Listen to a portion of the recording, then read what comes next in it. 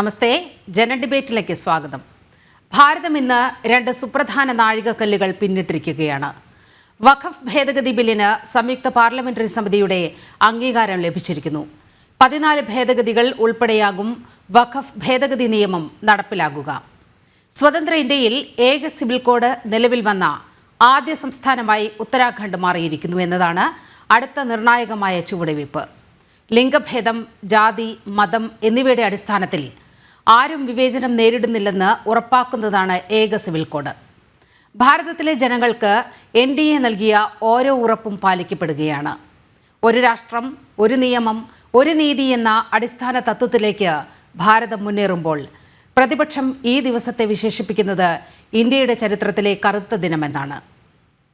ജന ഡിബേറ്റ് ഈ വിഷയം പരിശോധിക്കുമ്പോൾ ഈ ചർച്ചയിൽ അതിഥികളായി പങ്കെടുക്കുന്നത് BJP പ്രതിനിധി അഡ്വക്കേറ്റ് TS ഉല്ലാസ് ബാബു, കോൺഗ്രസ് പ്രതിനിധി advocate PM Niyas, Republican party പ്രതിനിധി Nusrat Jahan, ex Muslim activist doctor Arif Hussain എന്നിവരാണ്. ആദ്യം നുസ്രത് ജഹാനിലേക്ക് പോവുകയാണ്. നുസ്രത് ജഹാൻ, ഇന്ന് ഭാരതത്തെ സംബന്ധിച്ച് അതീവ സുപ്രധാനമായ രണ്ട് പടവുകൾ പിന്നിട്ടിരിക്കുന്നു എന്ന് വേണം പറയാൻ. ഒന്ന്, വഖഫ് ഭേദഗതി ബിൽ സംബന്ധിച്ചുള്ള JPCയുടെ റിപ്പോർട്ടിന് അംഗീകാരമാകുകയാണ്. 14 ഭേദഗതികളോടെ വഖഫ് ഭേദഗതി ബിൽ നടപ്പിലാകാൻ പോകുന്നു. മറ്റൊന്ന്, ഉത്തരാഖണ്ഡിൽ നിന്നുമാണ് ആ ശുഭവാർത്ത. യൂണിഫോം സിവിൽ കോഡ് അവിടെ നടപ്പാക്കി തുടങ്ങിയിരിക്കുകയാണ്. എങ്ങനെയാണ് ഈ രണ്ട് നാഴികക്കല്ലുകളെ നാം കാണേണ്ടത്? അതാണ് നരേന്ദ്രമോദി രാജ്യത്തിന് കൊടുത്ത ഒരു ഉറപ്പ്. രാജ്യത്തെ മനുഷ്യർക്ക് നിങ്ങൾ തുല്യരാണെന്നുള്ളതിനുള്ള ഉറപ്പാണ് നമ്മൾ കണ്ടുകൊണ്ടിരിക്കുന്നത്. നെയിൽ ആംസ്ട്രോങ് ചന്ദ്രനിൽ ഇറങ്ങിയപ്പോ അത് എനിക്ക് വേണ്ടിയല്ല, മൊത്തം ജനങ്ങൾക്ക് വേണ്ടിയാണ്, മനുഷ്യ ജീവികൾക്ക് വേണ്ടിയാണെന്ന് പറഞ്ഞതുപോലെ ഉത്തരാഖണ്ഡിൽ ഇറങ്ങിയ UCC ഒരു ഉത്തരാഖണ്ഡിനോ മുഖ്യമന്ത്രിക്കോ അല്ല, ഈ രാജ്യത്തെ ഒന്നായിട്ടുള്ള രാജ്യത്തിന്റെ നിവാസികൾക്കാണ്. പ്രത്യേകിച്ചും ഏറ്റവും വിവേചനം അനുഭവപ്പെടുന്നത് നിയമം കൊണ്ട് മുസ്ലിം സ്ത്രീകളാണ്.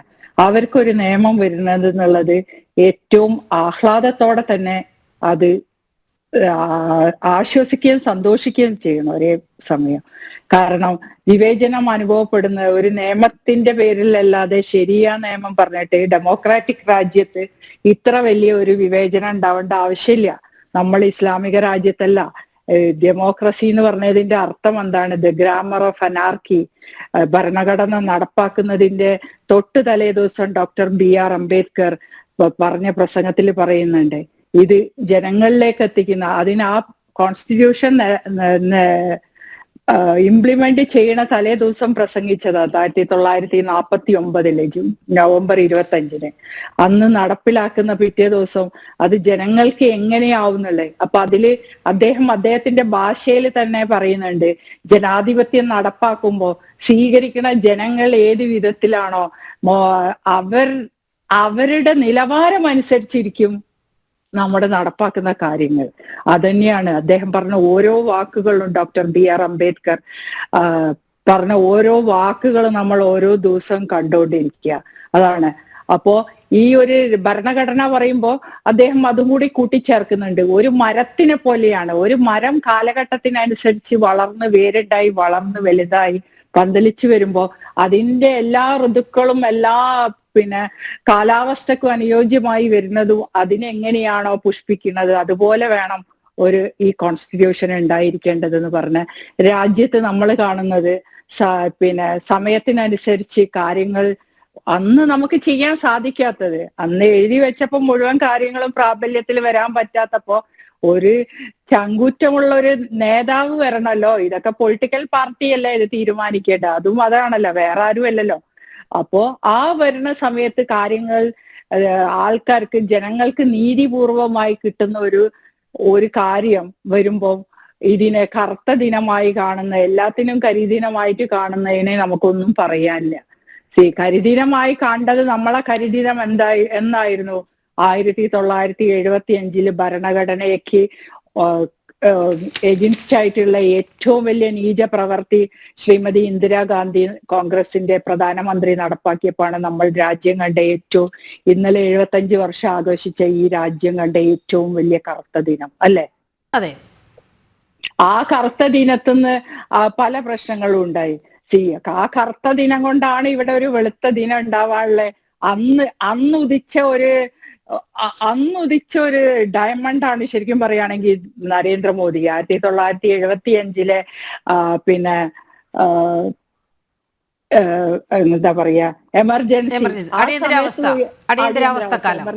അടിയന്തരാവസ്ഥ കാലത്ത് ഉയർത്തെഴുന്നേറ്റ് വന്ന രാജ്യത്തിന് ശക്തി പകരാൻ വേണ്ടി ആ സമയത്ത് എല്ലാ ഡോക്യുമെന്റ്സും, ഓരോ രാജ്യത്തിന്റെ നാനാഭാഗത്തു നിന്നുള്ള എമർജൻസിക്ക് എതിരായുള്ള ഡോക്യുമെന്റ് സമ്പാദിച്ചതും അതിനെതിരെ പ്രവർത്തിക്കാനും ഒക്കെ വന്ന ഒരു പ്രധാനമന്ത്രിയാണ്, ഒരു മനുഷ്യനാണ് ഇന്ന് ഇന്ത്യന്റെ പ്രധാനമന്ത്രി. അപ്പൊ അദ്ദേഹത്തിന് അറിയാം എങ്ങനെ നടപ്പാക്കിയാലാണ് ഇവിടെ ഭരണഘടന ഓരോ മനുഷ്യന്റെ കയ്യിലും നമ്മൾ അതിന്റെ സ്വാതന്ത്ര്യം കൊണ്ടാടുക. അല്ലാതെ സ്വാതന്ത്ര്യ ദിനത്തിന് ഫ്ലാഗ് ഹോസ്റ്റ് ചെയ്തുകൊണ്ട് നമുക്ക് സ്വാതന്ത്ര്യം കിട്ടുന്നില്ല. വളരെ സന്തോഷമുണ്ട്, ഇന്നലെ 75 വർഷം തികയുമ്പോ തന്നെ ഒരു സ്റ്റേറ്റ് എങ്കിലും അത് നടപ്പാക്കി ഇവിടെ എല്ലാവർക്കും നിയമം കിട്ടുന്നത്. അപ്പൊ ഇതിൽ ആർക്കും എത്ര വലിയ വിഷമം? ഏറ്റവും വലിയ സംഭവം കിട്ടുന്നത് ആർക്കാണ്? സ്ത്രീകൾക്ക്, മുസ്ലിം സ്ത്രീകൾക്ക് വിവാഹം, സ്വത്ത് അവകാശം, ഈ രണ്ട് സാധനമല്ലേ ഒരു സ്ത്രീനെ. ഇപ്പൊ കഴിഞ്ഞ ദിവസം നമ്മൾ ചർച്ച ചെയ്തപ്പോ അതന്നെ ഇവിടെ പറഞ്ഞു, ഒരു ഉസ്താദ് പറഞ്ഞു, സ്ത്രീകളും ആണുങ്ങളും ഒന്നിച്ചു പോയി വർക്ക് ചെയ്യരുത്. ഒന്നിച്ചു പോയി കൂട്ടത്തിൽ വർക്ക് ചെയ്യാണ്ട് ഒരാൾക്കും വർക്ക് ചെയ്യാൻ പറ്റില്ല, എവിടെയായാലും ഒരു സ്ഥലത്തും പോകാൻ പറ്റില്ല.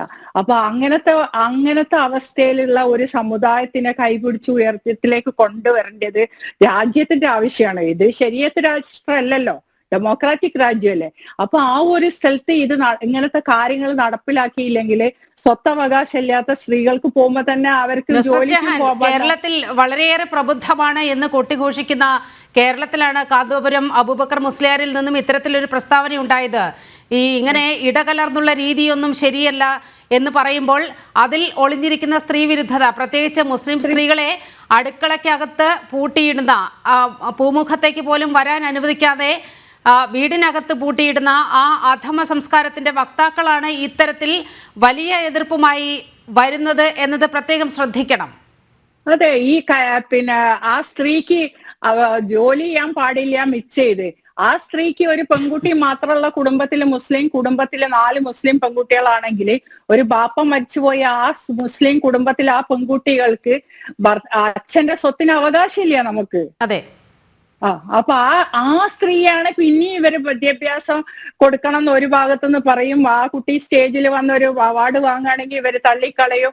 പിന്നെ ആ പെണ്ണ് ഒരിക്കലും മുമ്പിൽ വരരുത്, ഉറച്ചത്തിൽ സംസാരിക്കരുത്, 4 ചുവരുകൾക്ക് ഒരു സ്ത്രീയുടെ വോയിസ് കേൾക്കാൻ പാടില്ല. ഇതൊക്കെ ഇസ്ലാമിക വിരുദ്ധമാണ് പറഞ്ഞ് എത്ര പെൺകുട്ടികളെ തടവിലാകപ്പെട്ടിട്ടുണ്ട്. അതിനൊക്കെ അറ്റ്ലീസ്റ്റ് അവരെ സ്വത്തെങ്കിലും അവരെ കയ്യിൽ വരുമല്ലോ, ഒരു നിയമം ഉണ്ടോണ്ട്. അതുകൊണ്ട് വഖഫ് ബില്ല് പോലെ തന്നെ ഒരു ബോർഡ് ഇന്നല്ലല്ലോ നമ്മുടെ ഓരോരുത്തരുടെ സ്വാതന്ത്ര്യം. ഡെമോക്രാറ്റിക് രാജ്യത്ത് ആ രാജ്യത്തെ നിയമം ഒരു കോടതി ഉണ്ടാവുമ്പോ എന്തിനാണ് നമുക്ക് ഇവിടെ ഒരു ശരീഅത്തിന്റെ ഒരു കോടതി? ഇപ്പൊ വഖഫ് ആണെങ്കിലും സുപ്രീം കോർട്ടിൽ പോലും അംഗീകരിക്കൂല. അത് വഖഫ് കോർട്ടിൽ തന്നെ പോണം അല്ലെ? ട്രിബ്യൂണലിൽ തന്നെ മാത്രം പരിഹരിക്കാൻ കഴിയുന്ന പ്രശ്നം. അത് അവർക്ക് ഇഷ്ടപ്പെട്ട പോലെയാണ്.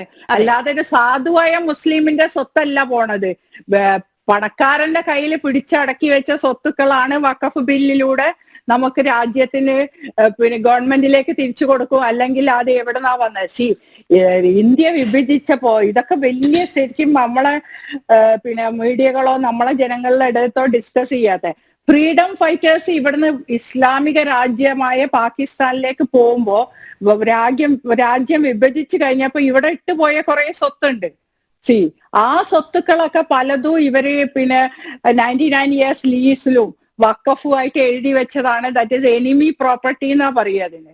ആ എനിമി പ്രോപ്പർട്ടി ഇപ്പൊ നമ്മൾ കണ്ടിട്ടുണ്ടാവും. ഉദാഹരണം സെയ്ഫ് അലി ഖാന്റെ 1500 കോടി ഗവൺമെന്റിൽ പോണു. കേസ് അയാൾക്ക് ഇതാക്കാൻ പറ്റിയിട്ടില്ല, പ്രൂവ് ചെയ്യാൻ പറ്റില്ല. 1500 കോടി എവിടുന്നാണ്? അയാളുടെ നാനീന്റെ എന്ന് പറയുമ്പോൾ അയാളുടെ അച്ഛന്റെ അമ്മന്റെ ആണ് സ്വത്ത്. അതെന്തുകൊണ്ടാണ് വെച്ചാൽ പാകിസ്ഥാനിലേക്ക് വിഭജിച്ച് പോയി കഴിയുമ്പോൾ ഒരു സ്ത്രീ മാത്രമാണ്. അതിൽ വലിയൊരു സ്റ്റോറി അത് അവിടെ കേൾക്കട്ടെ. ആ ഒരു സ്ത്രീ, ഒരു അമ്മുമ്മ മാത്രമാണ് ഇന്ത്യയിൽ ഉണ്ടായത്. അപ്പൊ ഈ സ്വത്തുക്കളെല്ലാം ഇവരെ പേരിൽ ഇവര് നോക്കൂ. പക്ഷെ ഇസ്ലാമിക് ലോയില് പോവുകയാണെങ്കിലും ഈ സ്വത്തിന് പെണ്ണ് മാത്രമുള്ളവർക്ക് അവിടെ അവകാശമില്ല. ആ അവകാശം പോവുക ആർക്കാണ്? വഖഫ് പള്ളിയിലേക്കോ അവരുടെ വേറെ അനന്തര അവകാശികൾക്കോ ആണ് ആക്ച്വലി ഇസ്ലാമിക് ലോ അനുസരിച്ച് പോവുക. പക്ഷെ ഗവൺമെന്റിന്റെ അനുസരിച്ചാണെങ്കിൽ നമ്മൾ പറഞ്ഞ ഡെമോക്രാറ്റിക് രാജ്യത്തില് ഈ സ്വത്തുക്കൾ ഗവൺമെന്റിലേക്ക് വരണം. ആ ഗവൺമെന്റിലേക്ക് വരാൻ വേണ്ടിയാണ് ഇപ്പൊ യു പിയിൽ യോഗി ആദിത്യനാഥ് ഒരുപാട് ഭൂമികൾ പിടിച്ച് ഇത് നോക്കി. നുസ്രത്ത്, യു പി മുഖ്യമന്ത്രി യോഗി ആദിത്യനാഥ് ഇക്കാര്യത്തിൽ വളരെ പ്രധാനപ്പെട്ട ഒരു പ്രസ്താവന ഈ കഴിഞ്ഞ മണിക്കൂറിൽ നടത്തുകയുണ്ടായി. 19,000 ഏക്കർ ഭൂമിയാണ് യു പിയിൽ വഖഫ് ബോർഡ് കൈയടക്കി വെച്ചിരിക്കുന്നത്. അതിൽ 14,000 ഏക്കർ ഭൂമി എന്ന് പറയുന്നത് സർക്കാർ ഭൂമിയാണ്, സർക്കാരിന്റെ ഉടമസ്ഥതയിലുള്ള ഭൂമിയാണ്. അതായത് ബഹുഭൂരിഭാഗം സ്വത്തുക്കളും ഇങ്ങനെ കൈയടക്കി വെക്കപ്പെട്ടിരിക്കുന്നത് സർക്കാരിന്റെ ഭൂമിയാണ്. അത് എത്രയോ ഭവന പദ്ധതികൾ ഉൾപ്പെടെ ജനങ്ങൾക്ക്, സാധുക്കളായ ജനങ്ങൾക്ക് ഉപകാരപ്രദമാകേണ്ട ഭൂമിയാണ്. അതാണ് ഈ ഒരു പ്രത്യേക അവകാശത്തിന്റെ പേരിൽ പിടിച്ചു വെക്കപ്പെട്ട സാഹചര്യം ഉണ്ടാകുന്നത്. അതിനെയൊക്കെയാണ് ഇവിടെ എതിർക്കുന്നത്. അതെ, രണ്ട് തരം രീതിയിലാണുള്ളത്. ഇപ്പോ മുഗൾസ് ഇന്ത്യ വിട്ടു പോകുമ്പോ അവര് ഗവൺമെന്റ് പിന്നെ സ്ഥലങ്ങളൊക്കെ ഇപ്പൊ ടെറിട്ടോറിയൽ ലാൻഡൊക്കെ അവരുടെ പക്കലാക്കി വെച്ചിരുന്നു. അപ്പൊ അതിനെ അവര് വിട്ടു പോകുമ്പോൾ that is automatically come to India government. അപ്പൊ അത് വരുന്നതിന് പകരം ആ ഇംഗ്ലീഷുകാർ പിന്നെ അത് അങ്ങനെ തന്നെ ഇരുന്നു. അത് കഴിഞ്ഞ് ഇംഗ്ലീഷുകാർ വന്ന് അവര് പോകുമ്പോ അത് തിരിച്ചിങ്ങോട്ട് വരണം. ഇന്ത്യ ഗവൺമെന്റിന്റെ കൺട്രോളിൽ വരുന്നതിന് പകരം അന്നത്തെ കോൺഗ്രസ് നേതാക്കള് നെഹ്റു, ഗാന്ധിജിയും എല്ലാം സപ്പോർട്ട് ചെയ്തവര് 99 years ലീസിന് പല ആൾക്കാരെ പേരിൽ സ്വത്തുക്കൾ ഇപ്പൊ ഡൽഹിയിൽ തന്നെ ഒരുപാട്, ഞാൻ ഇതിലൂടെ ഒരു അന്വേഷണം തന്നെ, ഒരു ഇൻവെസ്റ്റിഗേഷൻ തന്നെ നടത്തിയിട്ടുണ്ട്. ഇങ്ങനെ ഇതിലൂടെ അവരുടെ കയ്യിലാക്കി കുറെ സാധനങ്ങൾ മുസ്ലിം എന്നുള്ള ആ സംഗതി വരുന്ന മുസ്ലിം ആൾക്കാരുണ്ടെങ്കിൽ അവർക്കുണ്ടായിരുന്ന, അവരെ സപ്പോർട്ട് ചെയ്തിരുന്ന നേതാക്കന്മാരെ അത് വഖഫ് ബില്ലായി. അപ്പൊ എല്ലാവർക്കും കിട്ടുമല്ലോ. വഖഫ് ബില്ലാവുമ്പോ വഖഫിൻ്റെത് പിന്നെ അതിന്റെ വരുമാനവും കേന്ദ്ര ഗവൺമെന്റിനും കിട്ടും, ഈ ആൾക്കാർക്ക് കിട്ടും. അങ്ങനെയാണ് ഈ ഇത് ഭൂമി പിന്നെ യു പിയിലും ഡൽഹിയിലൊക്കെ വീതിച്ച്. പിന്നെ പാർട്ടീഷൻ സമയത്ത്, അത് കഴിഞ്ഞ് ആ സമയത്ത് തന്നെയല്ലേ പാർട്ടീഷനും നടക്കുന്നത്. അപ്പൊ പാർട്ടീഷൻ വരുമ്പോ ഏറ്റവും പൈസ ഉള്ള ആൾക്കാരെ, ലാഹോർ ഒക്കെ കൂടുതൽ ഹിന്ദുസ് ആയിരുന്നു എന്നാണ് പറയുന്നത് ആ സമയത്ത്, പഞ്ചാബീസ്. അപ്പൊ ഈ പഞ്ചാബീസിന് എന്നും മുസ്ലിങ്ങളോടൊക്കെ ഭയങ്കര വിരോധം. എന്താണെന്ന് ചോദിച്ചാല്, സത്യം പറയുകയാണെങ്കിൽ ഏറ്റവും അധികം ലാൻഡ് അവർക്കൊക്കെയാ പോയിരിക്കണേ, പഞ്ചാബീസ്. അപ്പൊ അവരവിടെ ആയിപ്പോയി. ഇവിടെ പിന്നെ അവിടെ ഇട്ടത് അവിടെ, പക്ഷെ അവിടെ ഇട്ടത് അവരെന്ത് ചെയ്തു, അവരുടെ കാര്യങ്ങളായിട്ട് അവിടെ ഒരു പ്രശ്നമില്ല. ഇവിടെ എന്ത് ചെയ്തു, എല്ലാം മുസ്ലിങ്ങളെ പേരിലും കോൺഗ്രസിലെ വലിയ ആൾക്കാരുടെ പേര്. ഇതിനെ ചോദ്യം ചെയ്ത RSS പ്രവർത്തകരെയാണ് ഇവരിങ്ങനെ ഭയങ്കരമായിട്ട് തെറി വിളിക്കുന്നത്. ഇതൊക്കെ ഒരു നെറേറ്റീവ് സ്റ്റോറി അന്ന് ഹിസ്റ്ററി എഴുതി വെച്ചുണ്ടാക്കാനും ഇവർക്ക് നല്ല മിടുക്കുണ്ടായി. ഇതൊക്കെ അറിയുന്ന ഒരാളും, ഏത് പറഞ്ഞാലും ഇതൊക്കെ അറിയുന്ന ഒരാളും അവർക്കൊന്നും സപ്പോർട്ട് ചെയ്യില്ല ഈ കോൺഗ്രസിന്. ഈ രാഹുൽ ഗാന്ധിനോടും പ്രിയങ്ക ഗാന്ധിനോടും ഒന്നും ദയയില്ലാത്ത ഇവിടുത്തെ ആൾക്കാർക്ക് എന്താ പറയാ, ക്രൂരമായിട്ടാണ് ഇവിടുത്തെ ജനങ്ങളോട് അവര് ബിഹേവ് ചെയ്ത്. അവര് ഈ ഡൽഹി വിട്ട് അങ്ങോട്ട് ഓടണമെങ്കിൽ ഒരാളും അവരെ അഡ്മിറ്റ് ചെയ്യില്ല അവിടെ. ഈവൻ കോൺഗ്രസ് ആൾക്കാർ വരെ ഇല്ല. അത് കാരണം ഇതാണ്. കാരണം ഇവര് എല്ലാത്തിനും മറ്റുള്ളവർക്ക് സ്വത്തുണ്ടാവാണ്ടിരിക്കാൻ വേണ്ടി എല്ലാം ഉണ്ടാക്കി. ഈ രാജ്യം നെഹ്റു കുടുംബത്തിന്റെ പ്രോപ്പർട്ടി ആക്കാൻ വേണ്ടി തീരുമാനിച്ചാണ് പല പ്രോപ്പർട്ടികളും. ഇവിടെ ഒരു ചെംഫോർഡ് പറഞ്ഞിട്ട് ഒരു ക്ലബ് ഉണ്ട്. അവിടെ പിന്നെ ഏറ്റവും വലിയ ഹൈ എൻഡ് ആൾക്കാർക്ക് മാത്രമേ മെമ്പർഷിപ്പ് കിട്ടുള്ളൂ. It's A very good. അത് ഒരു ബ്രിട്ടീഷ് രാജ്ഞിക്ക് വേണ്ടി ഉണ്ടായതായിരുന്നു. അത് ആരെ കയ്യിൽ ലീസ് ചെയ്യുന്നു അറിയോ? നെഹ്റുവിന്റെ കയ്യില്. നെഹ്റു ഇന്ദിരാഗാന്ധി കല്യാണം കഴിച്ചപ്പോ ഇന്ദിരാഗാന്ധി ഫിറോസ് ഗാന്ധി താമസിച്ച ആ വീട്ടിലായിരുന്നു. ഇന്നിപ്പോ ഗവൺമെന്റ് പ്രോപ്പർട്ടിയാ. അതൊക്കെ അവര് പിടിച്ചെടുത്തു. ഓരോന്ന് ഗവൺമെന്റിലേക്ക് തിരിച്ചു കൊണ്ടുവന്നുകൊണ്ടിരിക്കുകയാണ് ഈ ഗവൺമെന്റ്. അത് കാരണം രാഷ്ട്രത്തിന്, അല്ലാതെ ഇവരാരെയും RSSകാർക്ക് ആരെയും വീട്ടിൽ കൊണ്ടുപോകാനൊന്നുമില്ല. ഇവിടെ ഉള്ള ആൾക്കാർ ആർക്കും അതിന്റെ ആവശ്യമില്ല. രാജ്യത്തിന്റെ ഗവൺമെന്റ് പ്രോപ്പർട്ടി ആയിട്ടാ, ആരെയും പേരിലല്ല. ഒരു നേതാവിന്റെയും പേരിൽ ഒരു പ്രോപ്പർട്ടിയും കാണൂല യു പിയിലും ഡൽഹിയിലും. അത് കാരണം അതിന്റെ ഫുൾ രേഖകളുണ്ട് പുറത്തുവിടാ. ഇവരെ പോലെ ട്രാൻസ്പെറന്റ് അല്ലാതെ. അപ്പൊ ഇതൊക്കെ ഇനിയിപ്പോ ഇതൊന്നും ഇവിടെ സാധിക്കില്ല. ഇത് 10 കൊല്ലം കൊണ്ടുണ്ടായി. അപ്പൊ ആകെ ഇനി വർഗീയത വെച്ച് പെണ്ണുങ്ങളെ ഒഴിവാക്കുന്നത്. ഹലാലാന്ന് പറഞ്ഞ ഒരു സംഗതിക്ക് ഒന്ന് ബ്ലോക്ക് ചെയ്തു. ആ UCC വരുന്നതോടുകൂടി അതുണ്ടാവും. ഇപ്പൊ ഒരാള് കല്യാണം കഴിച്ച് ഒഴിവാക്കി നോക്കുക. ഇപ്പൊ എന്നെ കല്യാണം കഴിച്ച് ഒഴിവാക്കിയ ഭർത്താവിന് എന്നെ സ്വീകരിക്കണമെങ്കിൽ ഇടക്കാലത്ത് ഇനി ഒരു ഭർത്താവ് വന്ന് ഒരാൾ വന്ന് കല്യാണം കഴിക്കണം, ഒരു പിന്നെ മിഡിൽ, ആ ആളെ കല്യാണം കഴിച്ചിട്ട് ഒരു ദിവസത്തിന് നിക്കാഹ് ചെയ്തോ 2 ദിവസത്തിലോ നിക്കാഹ് ചെയ്തോ ഒഴിവാക്കും. എന്നാൽ മാത്രമേ ആദ്യത്തെ ആൾക്ക് ഈ ഭാര്യനെ സ്വീകരിക്കാൻ പറ്റൂ. അത് ഇവിടെയൊക്കെ നല്ലോണം നടക്കുന്ന, പണ്ട് കാലത്ത് നമ്മളെ നാട്ടിലും ഉണ്ടായിരുന്നു പറഞ്ഞിട്ടുണ്ട്. അങ്ങനെ തിരിച്ചു കൊടുക്കൂല, കെട്ടിക്കഴിഞ്ഞാൽ ചിലർ ഞാൻ പോകില്ല പറഞ്ഞാൽ അവിടെ തന്നെ ഇരിക്കും. അങ്ങനെ അടിയും കൊലപാതകങ്ങൾ വരെ ഉണ്ടായിട്ടുണ്ട്. അതിന് ഹലാല എന്നാണ് ഇവിടെ പറയുന്നത്, അവിടെ അതിന് പേരുണ്ടോന്നൊന്നും എനിക്കറിയില്ല. അങ്ങനെ നടക്കുന്നുണ്ടായിരുന്നു. അപ്പൊ ഇതെല്ലാം സ്റ്റോപ്പ് ചെയ്തു. ഇതൊക്കെ സ്ത്രീ വിരുദ്ധമായ സംഗതികൾ ഇവർ ചെയ്തത് ഇവർക്ക് എങ്ങനെ ശത്രുത തോന്നുന്നത്, എങ്ങനെയാണ് ഡാർക്ക് ഏജ് ആവുന്നത്, അതെനിക്ക് മനസ്സിലാവാത്തത്. അപ്പൊ കൂടുതൽ ഏക സിവിൽ കോഡുമായി ബന്ധപ്പെട്ടുള്ള കൂടുതൽ കാര്യങ്ങളിലേക്ക് വരേണ്ടതുണ്ട്. ഇപ്പോൾ BJPയുടെ പ്രതിനിധി ഉല്ലാസ് ബാബു കൂടി നമ്മോടൊപ്പം ചേരുകയാണ്. ശ്രീ ഉല്ലാസ് ബാബു, ഇന്ന് വളരെ നിർണായകമായ 2 ചുവടുവെപ്പുകളാണ് ഇന്ന് ഭാരതത്തിൽ ഉണ്ടായിരിക്കുന്നത്. ഒന്ന്, അങ്ങ് ഉത്തരാഖണ്ഡിൽ നിന്നാണ് ഏക സിവിൽ കോഡ് പ്രാബല്യത്തിൽ വന്നിരിക്കുകയാണ്. ഈ ഏക സിവിൽ കോഡ് പ്രാബല്യത്തിൽ വരുന്ന ആദ്യത്തെ സംസ്ഥാനമായി ഉത്തരാഖണ്ഡ് മാറുകയാണ്. മറ്റൊന്ന്, വഖഫ് ഭേദഗതി ബിൽ സംബന്ധിച്ചുള്ള JPC റിപ്പോർട്ടിന് അംഗീകാരം ലഭിച്ചിരിക്കുകയാണ്. 14 ഭേദഗതികളോടെ ഈ വരുന്ന ബജറ്റ് സമ്മേളനത്തിൽ തന്നെ വഖഫ് ഭേദഗതി ബിൽ പ്രാവർത്തികമാകാൻ പോകുകയാണ്. നോക്കൂ, ഈ ദിവസത്തെ ഇന്ത്യയുടെ ചരിത്രത്തിലെ കറുത്ത ദിവസം എന്നാണ് പ്രതിപക്ഷം വിശേഷിപ്പിക്കുന്നത്. എന്തിന്റെ അടിസ്ഥാനത്തിലാണ് പ്രതിപക്ഷത്തിന്റെ ഇത്തരത്തിലൊരു വിമർശനം?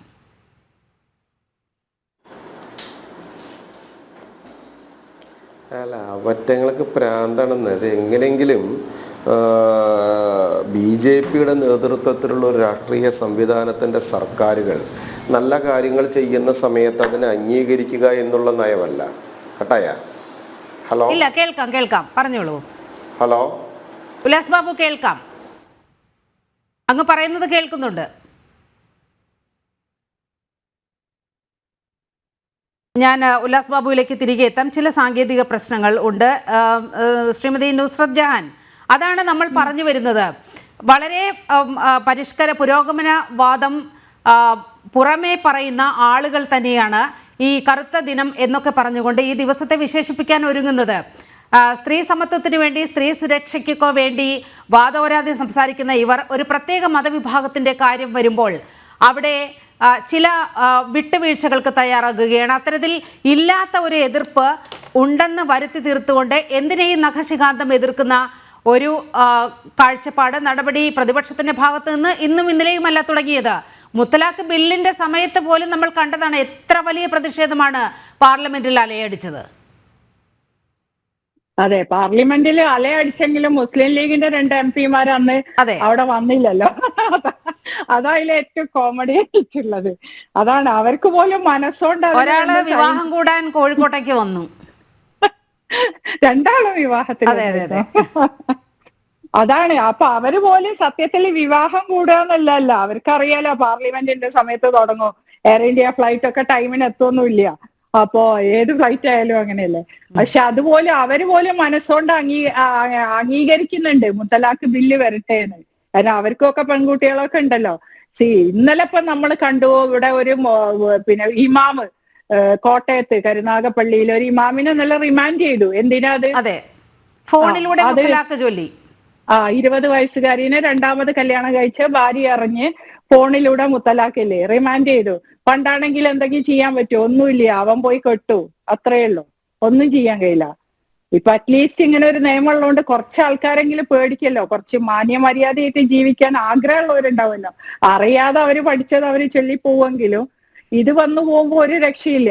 അപ്പൊ ഇതേപോലുള്ള കാര്യങ്ങൾ ജനങ്ങളിൽ നടപ്പാക്കുമ്പോ പെണ്ണുങ്ങൾക്ക് സ്വാതന്ത്ര്യം എന്നുള്ള ഇവർക്ക് അംഗീകരിക്കാൻ കഴിയാത്തൊരു കാര്യമാണ്. അതാണ് ഇപ്പൊ പഠിക്കാൻ വിട്ട് നമ്മളെ കാലത്ത്, ഇപ്പൊ എന്റെയൊക്കെ കാലത്ത്, ഞാൻ സ്കൂളിൽ പഠിച്ച കാലത്ത് എന്റെ പ്രായത്തിലുള്ള ഒരാളും ജോലിയിലില്ല എന്റെ നാട്ടിൽ നിന്നോ എന്റെ കുടുംബത്തിൽ നിന്നോ. അറിയോ നിങ്ങൾക്ക്? കാരണം അതെന്താ വെച്ചാൽ അന്ന് ഇംഗ്ലീഷ് പഠിക്കുക പറഞ്ഞാൽ ഹറാമാ, ഷെയ്ത്താന്റെ ഭാഷയാണ് പഠിക്കണത് പറഞ്ഞ് ഞാനൊക്കെ കോൺവെന്റ് സ്കൂളിൽ പോകുമ്പോ എന്റെ അനിയത്തിമാരും അന്ന് ഞങ്ങൾ എത്ര എതിർപ്പുകൾ, 1 മണിക്കൂർ ദൂരമുള്ള ബസ്സിൽ വന്ന് മാവൂരുന്ന് കോഴിക്കോട് സിറ്റിയിലെത്തിയിട്ട് വേണം സിറ്റിയിലടുത്ത് ചേവായൂർ പറയുന്ന കോൺവെന്റ് സ്കൂളിൽ വരിക. അത് ഹാഫ് സ്കേർട്ട്. അന്നൊന്നും ഇവര് പറയുന്ന ഡ്രസ് കോഡൊന്നും പറഞ്ഞ് ഒരു കോൺവെന്റിലും ആരും ബഹളം വെക്കാൻ പോയില്ല. ക്രിസ്ത്യൻ സ്കൂളിൽ പോകും, അവിടുത്തെ ചിട്ട സ്വീകരിക്കാൻ തയ്യാറുള്ള രക്ഷിതാക്കളും മാത്രമേ വിടുള്ളൂ. എന്റെ രക്ഷിതാക്കൾക്ക് ഞങ്ങളെ പഠിക്കണം എന്നുള്ളതുകൊണ്ട് ഹാഫ് പാവാട ഇട്ട് പോയാലും 10ാം ക്ലാസ് വരെ അവിടെ പഠിക്കണം. ഹാഫും അല്ല, മിനി സ്കേർട്ട്, പിന്നെ ലൈൻ ബസ്സില്. അപ്പൊ ആ കാലത്തെ ഒരു ഇംഗ്ലീഷ് വിദ്യാഭ്യാസം മലബാറിൽ എത്ര പേർക്ക് കിട്ടിയിട്ടുണ്ട് നമ്മളെ ഏജിലുള്ളതെന്നുള്ളത് നോക്കിയാൽ നിങ്ങൾക്ക് അറിയാൻ പറ്റും. ആരും ഉണ്ടാവില്ല. സിറ്റികളിലൊക്കെ ഉണ്ടായി അങ്ങനത്തെ കുടുംബങ്ങളിൽ മാത്രമേ ഉള്ളൂ പിന്നെ കോളേജുകളിൽ പോയത്. അപ്പൊ എല്ലാത്തിനും എതിർപ്പ് പറഞ്ഞാണ് പെൺകുട്ടികളെ സൈഡാക്കി. അവർക്കൊക്കെ ഇപ്പൊ എന്തൊരു സങ്കടം ഉണ്ടറിയാം. അപ്പൊ ഇപ്പൊ അവരെല്ലാം എല്ലാവർക്കും അത് അവരെ മക്കളൊക്കെ പഠിക്കുന്നുണ്ട്. മക്കള് പഠിച്ചു ഏകദേശമൊക്കെ, ഇംഗ്ലീഷ് പഠിച്ചില്ലെങ്കിലും. അങ്ങനെ ആ കാലത്ത് 14 വയസ്സിൽ കല്യാണം കഴിച്ച് അങ്ങനെ കുട്ടികളായി ഒക്കെ ഉള്ള ആൾക്കാരാ. അപ്പൊ ഈ ഒരു വ്യത്യാസം രാജ്യത്ത് വരാണ്ടിരുന്നെങ്കിൽ ഇവരൊക്കെ എല്ലാരും മനസ്സുകൊണ്ട് ഇത് ആക്കുന്നുണ്ട്. കാരണം മതം എന്ന് പറയുന്ന ഇതൊന്നും അല്ലല്ലോ. ശരീഅത്ത് നിയമം നടപ്പാക്കേണ്ട ആവശ്യം ഡെമോക്രസി ഇല്ല. അതിനേക്കാളും ഏറ്റവും സുന്ദരമായ ഇതാണല്ലോ നമ്മളെ ഭരണഘടന. അതന്നല്ലേ ഇവര് ഉയർത്തി പിടിച്ചോണ്ട് നടക്കുന്നത്. ആ ഭരണഘടന ഒരിക്കൽ പോലും ഇവര് വായിച്ചു നോക്കിയിട്ടില്ല. അയാളുടെ രാഹുൽ ഗാന്ധിന്റെ അമ്മൂമ്മ 26 മുത്തശ്ശനും കൂടി 26 തവണ ചേഞ്ച് ആയ ഭരണഘടനേനെയാണ് ഇപ്പൊ ഇവർ ഈ പറയുന്നത്. പക്ഷെ കാലാനുസരണം എല്ലാവർക്കും ഒരേ നീതി ഇല്ലാതെ എങ്ങനെ ചെയ്യാൻ പറ്റും എല്ലാ കാര്യങ്ങളും? നമുക്ക് മാത്രം സ്വത്തവകാശത്തില് അത് നമുക്ക് കോടതി പോയാൽ കോടതി പറയില്ലേ നിങ്ങൾ ഇസ്ലാമിക രീതി അനുസരിച്ച് നിങ്ങൾക്ക് കിട്ടും. കോടതിക്ക് ഒന്നും ചെയ്യാൻ പറ്റൂല നമ്മളെ സ്വത്തവകാശത്തില്. അപ്പൊ ഇതിനൊക്കെ ഈ നാട്ടിലൊരു നിയമം വേണ്ടേ? ഇവിടെ ഇപ്പൊ ഏറ്റവും അധികം പിന്നെ 24 കോടിയോളം മുസ്ലിങ്ങളുണ്ട്. അതിൽ പകുതി സ്ത്രീകളാ 24 കോടിയില് കണക്ക് പ്രകാരം. അപ്പൊ ഇവർക്ക് എന്താ ഇത് വേണ്ടേ? അപ്പൊ ഇവര് ചീത്ത വിളിക്കാന്നുള്ളത് ഒരു വലിയ ഇതായിട്ട് എല്ലാത്തിനെയും എതിർക്കുക, നഖശിഖാന്തെ എതിർത്ത് ഇതിലേക്ക് വരിക. പിന്നെ എന്ത് ചെയ്താലും എങ്ങനെയെങ്കിലും മോദീനെ ഒന്ന് താഴെയിറക്കുക, BJP ഗവൺമെന്റിനെ താഴെയിറക്കുക. ഇത്ര മാത്രമേ ഇവരെ അജണ്ട ഉള്ളൂ. യെസ്, ആ അജണ്ടയാണ് എല്ലാ കാര്യങ്ങളിലും. പാവപ്പെട്ട മുസ്ലിം സ്ത്രീകൾക്ക് അങ്ങേയറ്റം ഗുണകരമാകുന്ന നിയമങ്ങളാണെങ്കിൽ പോലും ആ ഒരു അജണ്ട മാത്രമാണ് ഈ പ്രതിപക്ഷത്തെ ഭരിക്കുന്നത് എന്ന് വേണം കരുതാൻ. ശ്രീ ഉല്ലാസ് ബാബു, അങ്ങക്ക് കേൾക്കാമോ? എന്തിനാണ് ഈ പ്രതിപക്ഷം ഇതിനെയും എതിർക്കുന്നത്? ഈ ഏക സിവിൽ കോഡിനെയും അതുപോലെ ഇപ്പോൾ JPCയുടെ ഇന്ന് JPC റിപ്പോർട്ട് അംഗീകരിക്കുന്ന ഒരു സാഹചര്യമൊക്കെ ഉണ്ടായി. ഇതിനെയെല്ലാം കണ്ണടച്ചുകൊണ്ട് എതിർക്കുകയാണ് ചെയ്യുന്നത്. ഇപ്പോൾ നുസ്രത് ജഹാൻ ചൂണ്ടിക്കാണിച്ചതുപോലെ മോദിയും BJPയും കൊണ്ടുവരുന്നു എന്നതുകൊണ്ട് മാത്രം ഇതിനെയെല്ലാം നഖശിഖാന്തം എതിർക്കുക എന്നൊരു നിലപാടിലേക്ക് രാജ്യത്തെ പ്രതിപക്ഷം എത്തുകയില്ലേ ഈ ഘട്ടത്തിലും?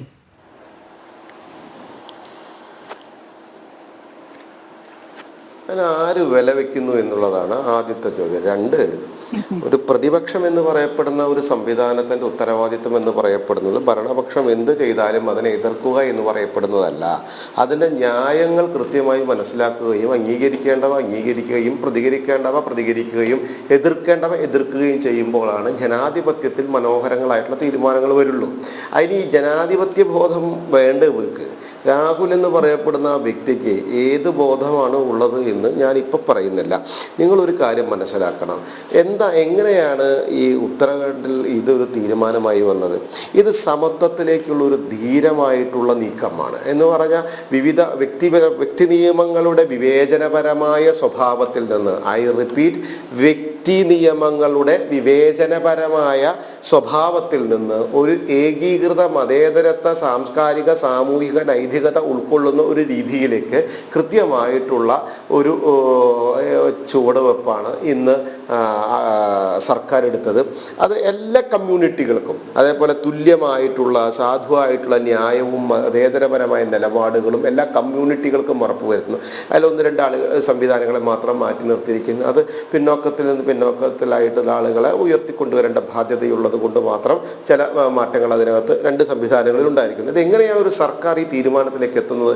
20,000-ഓളം വരുന്ന ജനങ്ങളോട് നേരിട്ട് സമ്പർക്കത്തിലൂടെ അവർ ഈ വിഷയങ്ങളെക്കുറിച്ച് ചർച്ച ചെയ്തു. 2,30,000 നിവേദനങ്ങൾ, രേഖാമൂലമുള്ള നിവേദനങ്ങൾ സർക്കാർ പഠിച്ചു. അതിനുശേഷമാണ് സർക്കാർ ഒരു തീരുമാനത്തിലേക്ക് എത്തുന്നതും അത് ഗവർണറെ സബ്മിറ്റ് ചെയ്യുന്നതും അതിലൂടെ ഇതൊരു നിയമമാക്കുന്നതും. സ്വാഭാവികമായിട്ട് ഒരു സമൂഹത്തിനകത്ത് വരുന്ന വിവിധ ആളുകൾക്ക് ഒരേ നിയമം കൃത്യമായിട്ട് പാലിക്കപ്പെടണമെന്നേ. ഒരാൾക്ക് ഇപ്പോൾ ചില സ്ഥലത്ത് കണ്ടിട്ടുണ്ടോ, ഉപ്പ മരിച്ചു കഴിഞ്ഞാൽ അവിടെ പെൺമക്കളുള്ളൂ വെച്ചാൽ പെൺമക്കൾക്ക് അവകാശമില്ലെന്നേ, ഉപ്പയുടെ അനിയനാണ് അവകാശം. ഈ വക കാടൻ നിയമമൊന്നും ഇന്നത്തെ കാലഘട്ടത്തിൽ സാധിക്കില്ലെന്ന്. അതുമാത്രമല്ല, പരിഹരിക്കപ്പെടേണ്ട നിരവധി വിഷയങ്ങൾ വ്യക്തിപരമായിട്ട് സമൂഹത്തിലെ ഇതേപോലെയുള്ള ജാതീയമായിട്ടുള്ള വ്യവസ്ഥയിൽ മാറ്റി നിർത്തപ്പെടുന്നു. കോൺഗ്രസിന്റെ വളർച്ച എന്ന് പറയപ്പെടുന്നത് ജാതീയമായി, വർഗപരമായി, വർണ്ണപരമായി, മതപരമായി ഇവരെയൊക്കെ തല്ലിച്ചുകൊണ്ട് അതിൻ്റെ രക്തമൂറ്റിയെടുത്തുകൊണ്ട് സുഖമായിട്ടിരുന്ന് ഭരിക്കുന്ന ഒരു സ്വഭാവമായിരുന്നു. അപ്പം അവർക്ക് ജാതി ഉണ്ടാവണം, ഇവിടെ മതം ഉണ്ടാവണം, അവർക്ക് നിയമം ഉണ്ടാകണം, അതും ഇതും തമ്മിൽ തല്ലണം, അതിലൂടെ എങ്ങനെയെങ്കിലും രക്ഷപ്പെടാൻ സാധിക്കുമെങ്കിൽ അത് രക്ഷപ്പെടണം. അവർക്ക് അധികാരം എന്ന് പറയപ്പെടുന്ന സംവിധാനത്തിലേക്ക് നടന്നു കയറാനായിട്ട് ജാതിയുടെയും മതത്തിൻ്റെയും വർഗത്തിൻ്റെയും വർണ്ണത്തിൻ്റെയും കൂട്ടുപിടിക്കുക, അതിലൂടെ നടക്കുന്ന തമ്മിത്തല്ലുകൾ, അതിൽ കൂടെ നടക്കുന്ന ഇംബാലൻസിങ് സ്വഭാവങ്ങൾ, ഇതിലൂടെയൊക്കെ എങ്ങനെയെങ്കിലുമൊക്കെ വളർന്നു വരണമെന്നുള്ളതാണ് സുപ്രീം കോടതി വളരെ കൃത്യമായിട്ട്. നീലിമ, നിങ്ങൾ പഠിച്ചിട്ടുണ്ടോ എന്നറിയില്ല, 1985 മുഹമ്മദ് അഹമ്മദ് ഖാൻ വേഴ്സസ് ഷാനു ബാനു ബീഗം കേസ് നിങ്ങളൊന്ന് വായിച്ചു നോക്കണം. 1995 Sarla Mudgal versus union of India നിങ്ങൾ പഠിച്ചു നോക്കണം. 1996 പന്നാലാൽ ബൻസിലാൽ പട്ടേൽ വേഴ്സസ് ആന്ധ്രാപ്രദേശ് അത് നിങ്ങൾ പഠിച്ചു. 2003 John Vallamattom versus union of India, 2013 Lily Thomas case.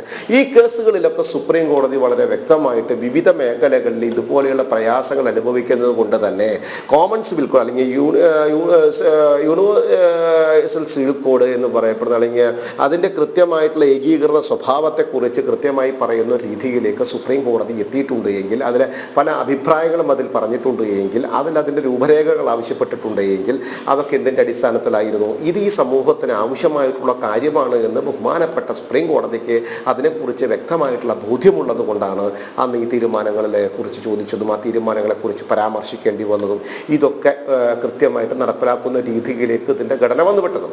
അവിടെ നമ്മൾ അതിനകത്ത് എതിർത്തത് കൊണ്ടോ അല്ലെങ്കിൽ അതിനെ കറുത്ത ദിനമായി കണ്ടതുകൊണ്ടോ, കറുത്ത ദിനമാണെന്നേ കോൺഗ്രസിന്റെ പ്രതിപക്ഷ സംവിധാനത്തിന് ഇതൊരു കറുത്ത ദിന. കാരണം ഇനി 25 കൊല്ലം കഴിഞ്ഞാലും അവര് അധികാരത്തിൽ ഇന്ത്യ മഹാരാജ്യത്ത് വരില്ല എന്നുള്ള അവരുടെ തിരിച്ചറിവിലേക്കുള്ള ഒരു ദിനമായതുകൊണ്ട് തന്നെ ഇതിനെ അവർ ഒരു കറുത്ത ദിനമായിട്ട് ഇതിനെ കാണും. അത് അവരുടെ രാഷ്ട്രീയമാണ്. ആ രാഷ്ട്രീയത്തിൽ അവരെന്താണുള്ളത്? ഇനി മുസ്ലിം വിഭാഗത്തിന്റെ അടുത്ത് ചെല്ലും. പണ്ട് CAA സമരം വന്നത് നീലിമയ്ക്ക് ഓർമ്മയുണ്ടാകും. CAA സമരം വന്ന സമയത്ത് ഇവരെന്താണ് അടിച്ചുവിട്ടത്? ഇവരിങ്ങനെ പള്ളിയിൽ വെള്ളിയാഴ്ച ജുമാ കഴിഞ്ഞ സമയത്ത് ഇങ്ങനെ കൂടുകയാണ്, എല്ലാവരും കൂട്ടുകയാണ്. കോൺഗ്രസിന്റെ MP അടക്കം നേതൃത്വത്തിൽ ഇങ്ങനെ കൂട്ടിയിട്ട് പല കോൺഗ്രസ്സുകാരും കമ്മ്യൂണിസ്റ്റുകാരും അതുപോലെ വിവിധ പ്രതിപക്ഷ സംഘടനകളൊക്കെ അതിനകത്ത് നുഴഞ്ഞു കയറി ഇങ്ങനെ തീരുമാനങ്ങൾ എടുക്കുക. എന്താ, മുസ്ലിം വിഭാഗക്കാരെ നിങ്ങൾ പെട്ടിയെടുത്തോളൂ, നരേന്ദ്രമോദിയും അമിത്ഷായും നിങ്ങളെ കെട്ടുകെട്ടിക്കാൻ പോകുന്നു, ഇന്ത്യ മഹാരാജ്യത്ത് നിന്ന് നിങ്ങളെ പുറത്താക്കാൻ പോകുന്നു. അങ്ങനെ ഇവരെ റോട്ടിലേക്ക് ഇറക്കുന്നു, സമരം ചെയ്യുന്നു, മുദ്രാവാക്യം വിളിക്കുന്നു. മോഡിക്കെതിരെ, അമിത്ഷാക്കെതിരെ, ഇന്ത്യൻ ഭരണ സംവിധാനത്തിനെതിരെ, സർക്കാരിനെതിരെ എന്തെല്ലാം തട്ടിപ്പ് ഈ കോൺഗ്രസിന്റെ നേതൃത്വത്തിൽ വർഗീയ കൂട്ടായ്മകൾ ഉണ്ടാക്കി, വർഗീയ ആളുകളെ കൂട്ടുപിടിച്ച്, തീവ്രവാദ സ്വഭാവമുള്ളവരെ കൂട്ടുപിടിച്ച്, രാജ്യത്തിനെതിരായി പ്രവർത്തിക്കുന്നവരെ കൂട്ടുപിടിച്ച്, ഈ രാജ്യത്തിലെ രാഷ്ട്രീയവാദവും അതേപോലെ തന്നെ രാജകത്വവും അതേപോലെ തന്നെ മതചിന്തകളും കൂടുതൽ ഉണ്ടാക്കി ഈ നാടിനെ ഭിന്നമാക്കാൻ ഇവരെ ശ്രമിച്ചില്ലേ?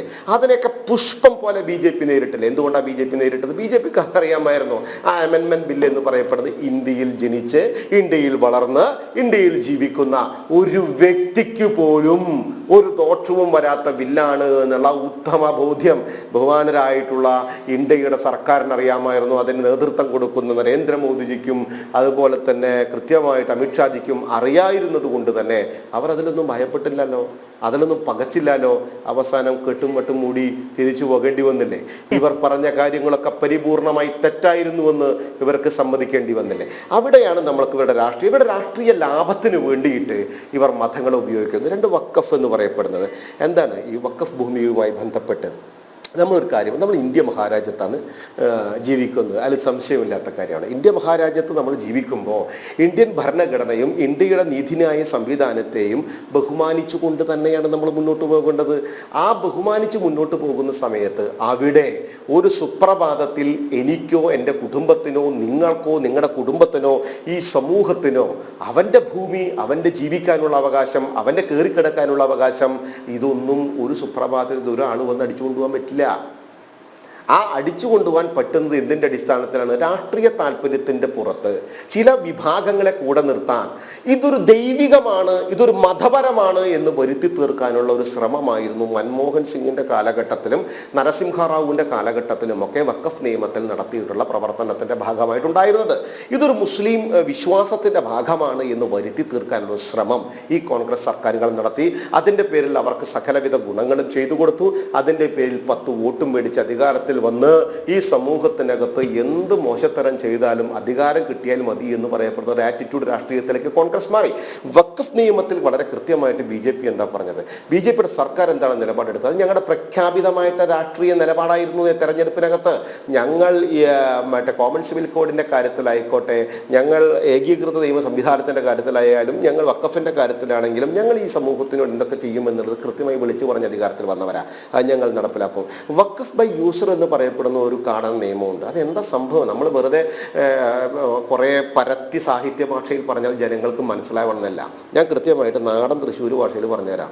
ഞാൻ കാലത്ത് തൃശ്ശൂർ വടക്കുന്നാഥൻ മൈതാനത്തിലെ ഒരു 10 ദിവസം അല്ലെങ്കിൽ ഒരു 10 മാസം അടുപ്പിച്ച് കാലത്ത് ഞാനൊരു മുസ്ലിം ആണെങ്കിൽ ഞാൻ അവിടെ പോയിട്ട് നിസ്കരിച്ച് കഴിഞ്ഞാലേ ഞാൻ അതിൻ്റെ പുറത്ത് റൗണ്ടിൽ വന്നിട്ട് തിരിഞ്ഞെന്ന് എനിക്ക് പറയാം, ഞാൻ ഈ ഭൂമി വഖഫ് ചെയ്തിരിക്കണമെന്ന്.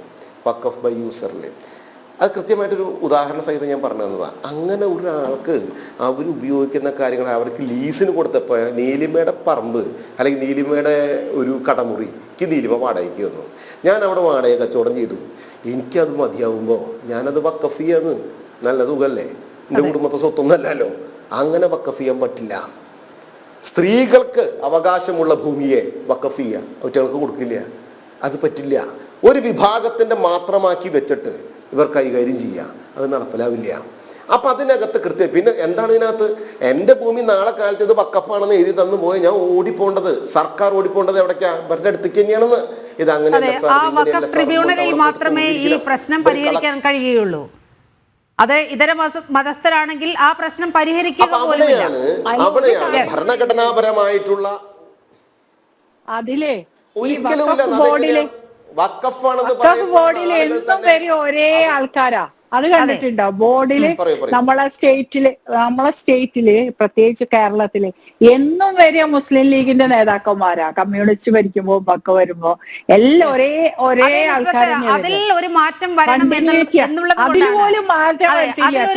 വരണം എന്നതുകൊണ്ടാണ് വഖഫ് ഭേദഗതി ബില്ല് കൊണ്ടുവരാൻ പോകുന്നത് പോലും, അത് പ്രാവർത്തികമാക്കാൻ പോകുന്നത് പോലും. ശ്രീ PM നിയാസ്, താങ്കൾ അല്പം ഇതിനകത്ത് ഒരു ശ്രീ ഉല്ലാസ് ബാബു ഒരു സെക്കൻഡ് നമ്മൾ PM നിയാസിലേക്ക് പോയില്ല. PM നിയാസിന്റെ വാക്കുകൾ കേട്ട ശേഷം നമുക്കൊന്ന് തിരിച്ചു വന്നാൽ മതിയല്ലോ. ശ്രീ PM നിയാസ്, താങ്കൾ ഈ ചർച്ചയിൽ കുറച്ച് വൈകിയാണ് കയറിയത്. അതുകൊണ്ട് തന്നെ നമ്മൾ ഫോക്കസ് ചെയ്ത വിഷയം എന്ന് പറയുന്നത് ഇന്ന് രാജ്യത്തെ സംബന്ധിച്ചിടത്തോളം 2 നിർണായകമായ ചുവടുവയ്പ്പുകൾക്ക് സാക്ഷിയാകുകയാണ്. ഒന്ന്, ഉത്തരാഖണ്ഡിൽ UCC പ്രാവർത്തികമായിരിക്കുകയാണ്. ഏക സിവിൽ കോഡ് അവിടെ നിലവിൽ വന്നിരിക്കുകയാണ്. രണ്ടാമത്, വഖഫ് ഭേദഗതി ബില്ലിന് സംയുക്ത പാർലമെന്ററി സമിതിയുടെ അംഗീകാരം ലഭിച്ചിരിക്കുന്നു. അതായത് വളരെ പുരോഗമനപരമായ കാര്യങ്ങൾ ഉദ്ദേശിച്ചുകൊണ്ട് ഈ 2 സുപ്രധാന നടപടികളുമായി മോദി സർക്കാർ പോകുമ്പോൾ ഇന്ത്യയുടെ ചരിത്രത്തിലെ കറുത്ത ദിനമെന്നാണ് പ്രതിപക്ഷം ഇതിനെ വിശേഷിപ്പിച്ചത്. എന്തുകൊണ്ടാണ് ഇത്തരത്തിൽ ഒരു നിലപാടിലേക്ക് പ്രതിപക്ഷം എത്തിയത്?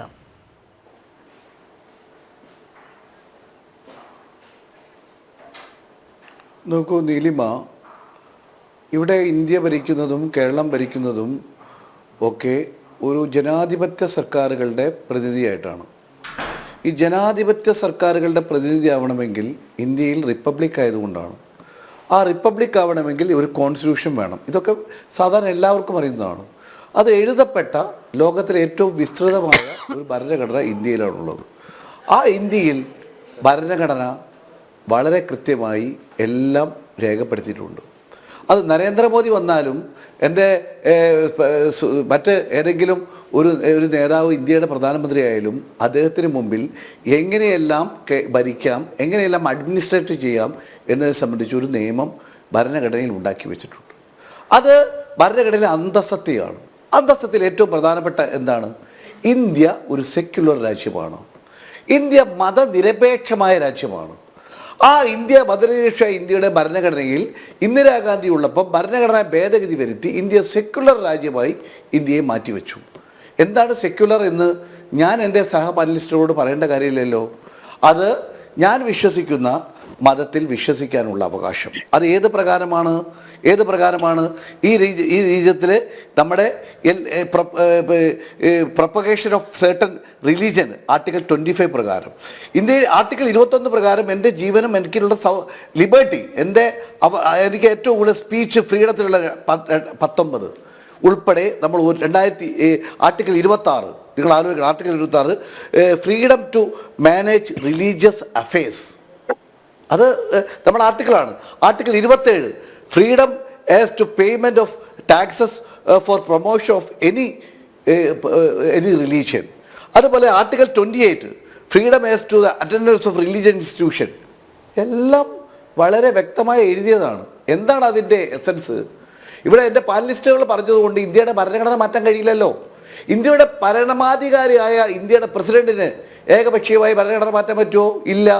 ഭരണഘടന മാറ്റണമെങ്കിൽ അതിൻ്റെ 1, 2, 3 ഭാഗങ്ങളിൽ മാറ്റം വരുത്തണമെങ്കിൽ ഇന്ത്യയുടെ പാർലമെൻറ്റിൽ 3/2 ഭൂരിപക്ഷത്തോടുകൂടി പാസ്സാക്കണം. അത് ലോകസഭയും പാർലമെൻറ്റും ലോകസഭയും രാജ്യസഭയും പാസ്സാക്കണം. ചില വിഷയങ്ങളിൽ ഇന്ത്യയിലെ 3/2 സംസ്ഥാനങ്ങൾ പാസ്സാക്കണം. അപ്പോൾ എന്താണ് കാര്യം? ഇവിടെ അങ്ങ് പറയുന്നു ഒരു രാജ്യം, ഒരു നീതി, ഒരു നിയമം.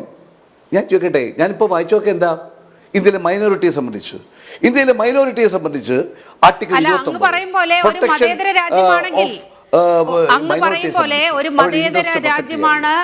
20 എങ്കിൽ ഈ പറയുന്ന പോലെ നീതിയും ന്യായവും നിയമവും ഇതെല്ലാം ഒരുപോലെ ആകണ്ടേ? അതിനെന്തിനാണ് നിങ്ങൾ എതിർക്കുന്നത്? മൈനോറിറ്റികൾക്ക് വേണ്ട എല്ലാ കാര്യങ്ങളും റൈറ്റ് ടു ഇക്വാലിറ്റി, അത് പ്രിയാമ്പിളുള്ളതാണ്. എന്താണ് ഇക്വാലിറ്റിയിൽ എന്താണ് ഭരണഘടനയിൽ എഴുതിയിട്ടുള്ളത്? എൻ്റെ സുഹൃത്ത് ഉല്ലാസ് ബാബു വക്കീലാണല്ലോ, നിയമത്തെക്കുറിച്ചും ഭരണഘടനയെക്കുറിച്ചൊക്കെ അത്യാവശ്യം മനസ്സിലാക്കിയ ആളാണല്ലോ. ഞാൻ റിപ്പബ്ലിക് പാർട്ടിയുടെ പ്രതിനിധിയെക്കുറിച്ച് ഞാൻ പറയുന്നില്ല. അവർക്ക് ഇക്കാര്യത്തെക്കുറിച്ച് അറിവുണ്ടോ ഇല്ലെന്ന് എനിക്ക് വെല്ലുവിളിക്കാൻ പറ്റില്ല. കാരണം അവരുടെ അഭിഭാഷകരായി പ്രാക്ടീസ് ചെയ്തിട്ടുള്ള ആളല്ല. എനിക്ക് നിങ്ങളോട് പറയാനുള്ളത്, പ്രിയപ്പെട്ട നീലിമ, നമ്മൾ കണ്ണടച്ചിരുട്ടാക്കാം, പക്ഷേ ഭരണഘടന ഇല്ലാതാക്കി മുന്നോട്ട് പോകാൻ ഒരു ഭരണാധികാരിക്ക് സാധിക്കില്ല. ഇവിടെ എന്താണ് ഏക സിവിൽ കോഡ്? ഞാൻ ഈ പറഞ്ഞ എല്ലാ ആർട്ടിക്കിളിനും വിരുദ്ധമായ നിലപാടാണ്. എന്തുകൊണ്ടാണ് വിരുദ്ധത എന്ന് പറയുന്നത്? ഞാൻ പറഞ്ഞ മൈനോറിറ്റിയുടെ റൈറ്റ്സ് പ്രൊട്ടക്റ്റ് ചെയ്യാനുള്ള ഭരണഘടനാ തീരുമാനം, എല്ലാ റിലീജിയസിനും അവരുടെ വിശ്വാസ പ്രമാണം അനുസരിച്ച് ജീവിക്കാനുള്ള അവകാശം എന്ന് പറഞ്ഞാൽ, എൻ്റെ മതത്തിൽ ഒരു ആരോഗ്യമുള്ള പുരുഷന് സാമ്പത്തികമുണ്ടെങ്കിൽ 4 ഭാര്യമാർ വരെ ആകാം ഒരേ സമയം. അത് എൻ്റെ മതം വിശ്വസിക്കുന്നതാണ്. ഞങ്ങളൊന്നും അങ്ങനെ മതം പറഞ്ഞുകൊണ്ട് അങ്ങനെ കഴിക്കണം എന്നല്ല, കഴിക്കേണ്ടവർക്ക് കഴിക്കാം.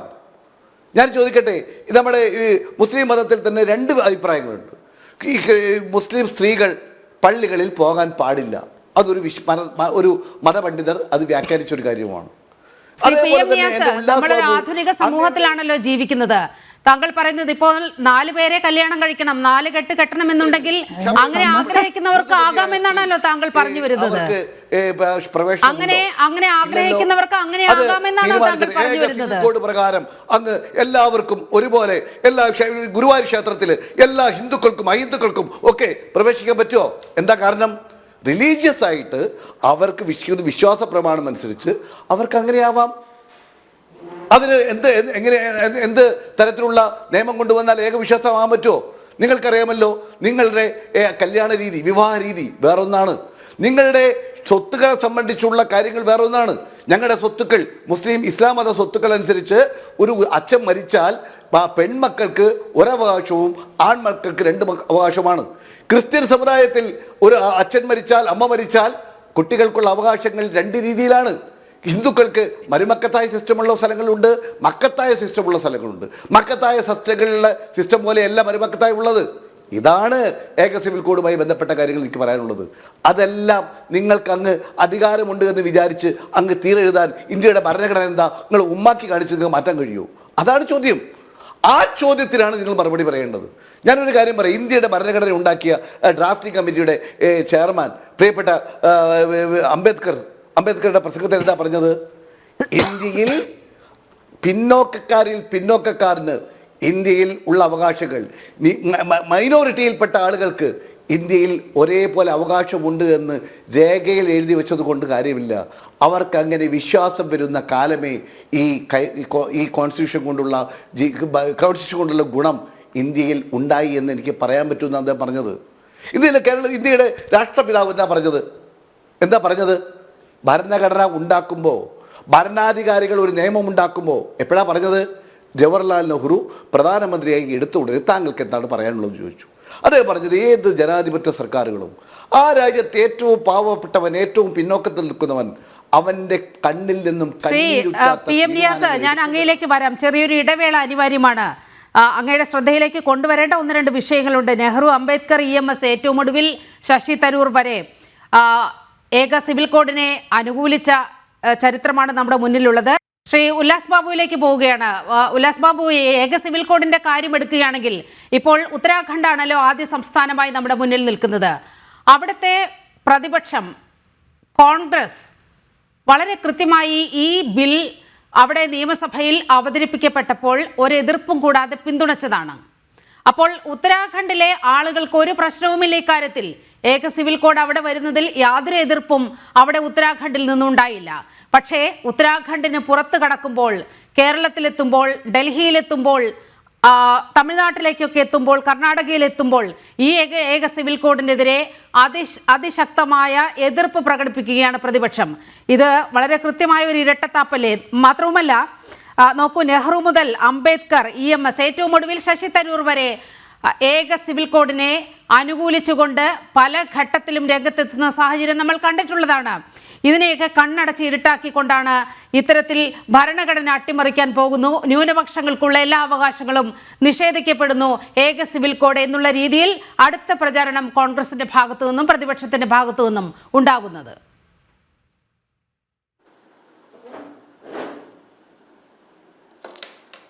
മുഖ്യമന്ത്രി പുഷ്കർ സിംഗ് ധാമിയുടെ നേതൃത്വത്തിൽ യൂണിഫോം സിവിൽ കോഡ് ഉണ്ടാക്കുമെന്ന് ജനങ്ങളോട് കൃത്യമായി പറഞ്ഞുകൊണ്ട് തന്നെയാണ് 20,000-20,000 ആളുകളെ നേരിട്ട് കാണുകയും 2,30,000 രേഖാമൂലമുള്ള അഭിപ്രായങ്ങൾ സ്വീകരിക്കുകയും ഒക്കെ ചെയ്ത് പ്രതിപക്ഷ ആളുകളും അംഗീകരിച്ചുകൊണ്ട് ഇതൊക്കെ വന്നത്. ഇന്നത്തെ കോൺഗ്രസിന്റെ വിഷയം എന്ന് പറയപ്പെടുന്നത് ഈ യൂണിഫോം സിവിൽ കോഡിന് പറയുന്ന കാര്യങ്ങളല്ല. ഇപ്പം ആർട്ടിക്കിൾ 21 ആയിക്കോട്ടെ, ആർട്ടിക്കിൾ 11 ആയിക്കോട്ടെ, വ്യത്യസ്തമായ കാര്യങ്ങൾ ഇതിൽ ദോഷം ചെയ്യുന്നു എന്നൊക്കെ അവകാശപ്പെടുന്ന കോൺഗ്രസ്സുകാരുടെ ഒറ്റ കാര്യം പറയാറുള്ളൂ. യൂണിഫോം സിവിൽ കോഡ് എന്ന് പറയപ്പെടുന്നത് എനിക്കും നിങ്ങൾക്കും അവർക്കും ഇവർക്കുമൊക്കെ ഒരേ നിയമമാകണമെന്ന്. ആണും പെണ്ണും എന്ന് പറയപ്പെടുന്നത് വ്യത്യസ്ത മതവിഭാഗങ്ങളിൽ പെട്ടതാണെങ്കിൽ കൂടി അവർക്ക് അവരുടെ മണ്ണിൽ, അവരുടെ നാട്ടിൽ കൃത്യമായി ജീവിക്കാനും വളരാനും ഉണ്ണാനും ഉടുക്കാനുമുള്ള നിയമം എന്ന് പറയപ്പെടുന്നത് തുല്യമായിരിക്കണം എന്ന് പറയുമ്പോൾ കോൺഗ്രസ്സുകാരനാണ് എന്താണ് ഇത്ര പ്രശ്നം? അപ്പൊ കോൺഗ്രസ്സുകാരന് അത് പറ്റില്ല. കോൺഗ്രസ്സുകാരന് ഇവിടെ എന്താണ് വേണ്ടത്? യൂണിഫോം സിവിൽ കോഡ് വേണ്ട, എല്ലാവരും ഒരുപോലെ ചിന്തിക്കണ്ട, എല്ലാവരും ഒരുപോലെ വളരണ്ട, എല്ലാവരും ഒരുപോലെ ഉയരണ്ട എന്ന കൃത്യമായ ഉദ്ദേശമാണ് കോൺഗ്രസിന്. കാരണം അവർക്ക് അറിവും വിവരവും പ്രാപ്തിയും അവകാശങ്ങളും ലഭിച്ചാൽ ഇവരെ പോലെയുള്ള ആളുകൾ കാലമിത്രയായി ഈ സമൂഹത്തെ ചൂഷണം ചെയ്തതിന്റെ ഏറ്റവും വലിയ ഉത്തരവാദികൾ കോൺഗ്രസിന്റെ അധികാര സർക്കാരുകളായിരുന്നു എന്നുള്ള ബോധം അവരിലേക്ക് ഉണ്ടാവുകയും ഇവരുടെ ഈ കള്ളത്തരങ്ങളും പൊള്ളത്തരങ്ങളും ജനങ്ങൾ അംഗീകരിക്കുകയും ചെയ്താൽ ഇന്ത്യ മഹാരാജ്യത്ത് ഇവർ ഉണ്ടാകില്ല എന്നുള്ള യാഥാർത്ഥ്യം കോൺഗ്രസ്സുകാർക്കറിയാം. അതാണ് കോൺഗ്രസ്സുകാരെ എതിർക്കുന്നത്. ഈ യൂണിഫോം സിവിൽ കോഡുമായി ബന്ധപ്പെട്ട് 5 മിനിറ്റോ 10 മിനിറ്റോ സംസാരിക്കേണ്ട ഒരു വിഷയമല്ല. ഹലോ, കേൾക്കാം. ഹലോ ഉമേഷ് ബാബു, കേൾക്കാം. ഹലോ. യൂണിഫോം സിവിൽ കോഡുമായി ബന്ധപ്പെട്ടിട്ടുള്ള ചർച്ച 5 മിനിറ്റോ 10 മിനിറ്റോ നമുക്കൊരു ക്യാപ്സ്യൂൾ ചർച്ചയായി ചെയ്യാവുന്ന ഒരു കാര്യമല്ല. ഞാനിപ്പോൾ അതിൻ്റെ ഓരോ ഇന്നത്തെ റിപ്പോർട്ടുകളും ഇങ്ങനെ പഠിച്ചുകൊണ്ടിരിക്കുകയാണ് നിങ്ങളുടെ ചർച്ച നടക്കുന്ന സമയത്ത്. അത് 1 മണിക്കൂറോ 2 മണിക്കൂറോ വലിയൊരു ചർച്ചയാകേണ്ട കാര്യമാണ്. ഇത് നാളെ കേരളത്തിലും വരും, മൊത്തം ഇന്ത്യക്കകത്തും വരും.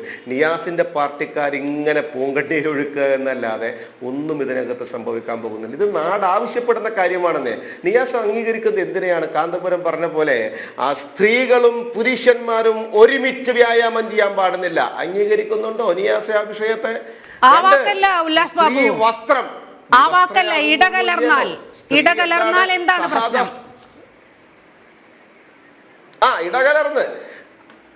ഇടകലർന്ന് നിന്നു, അല്ലെങ്കിൽ അവർ പരസ്യമായി നിന്ന് വ്യായാമം ചെയ്തു.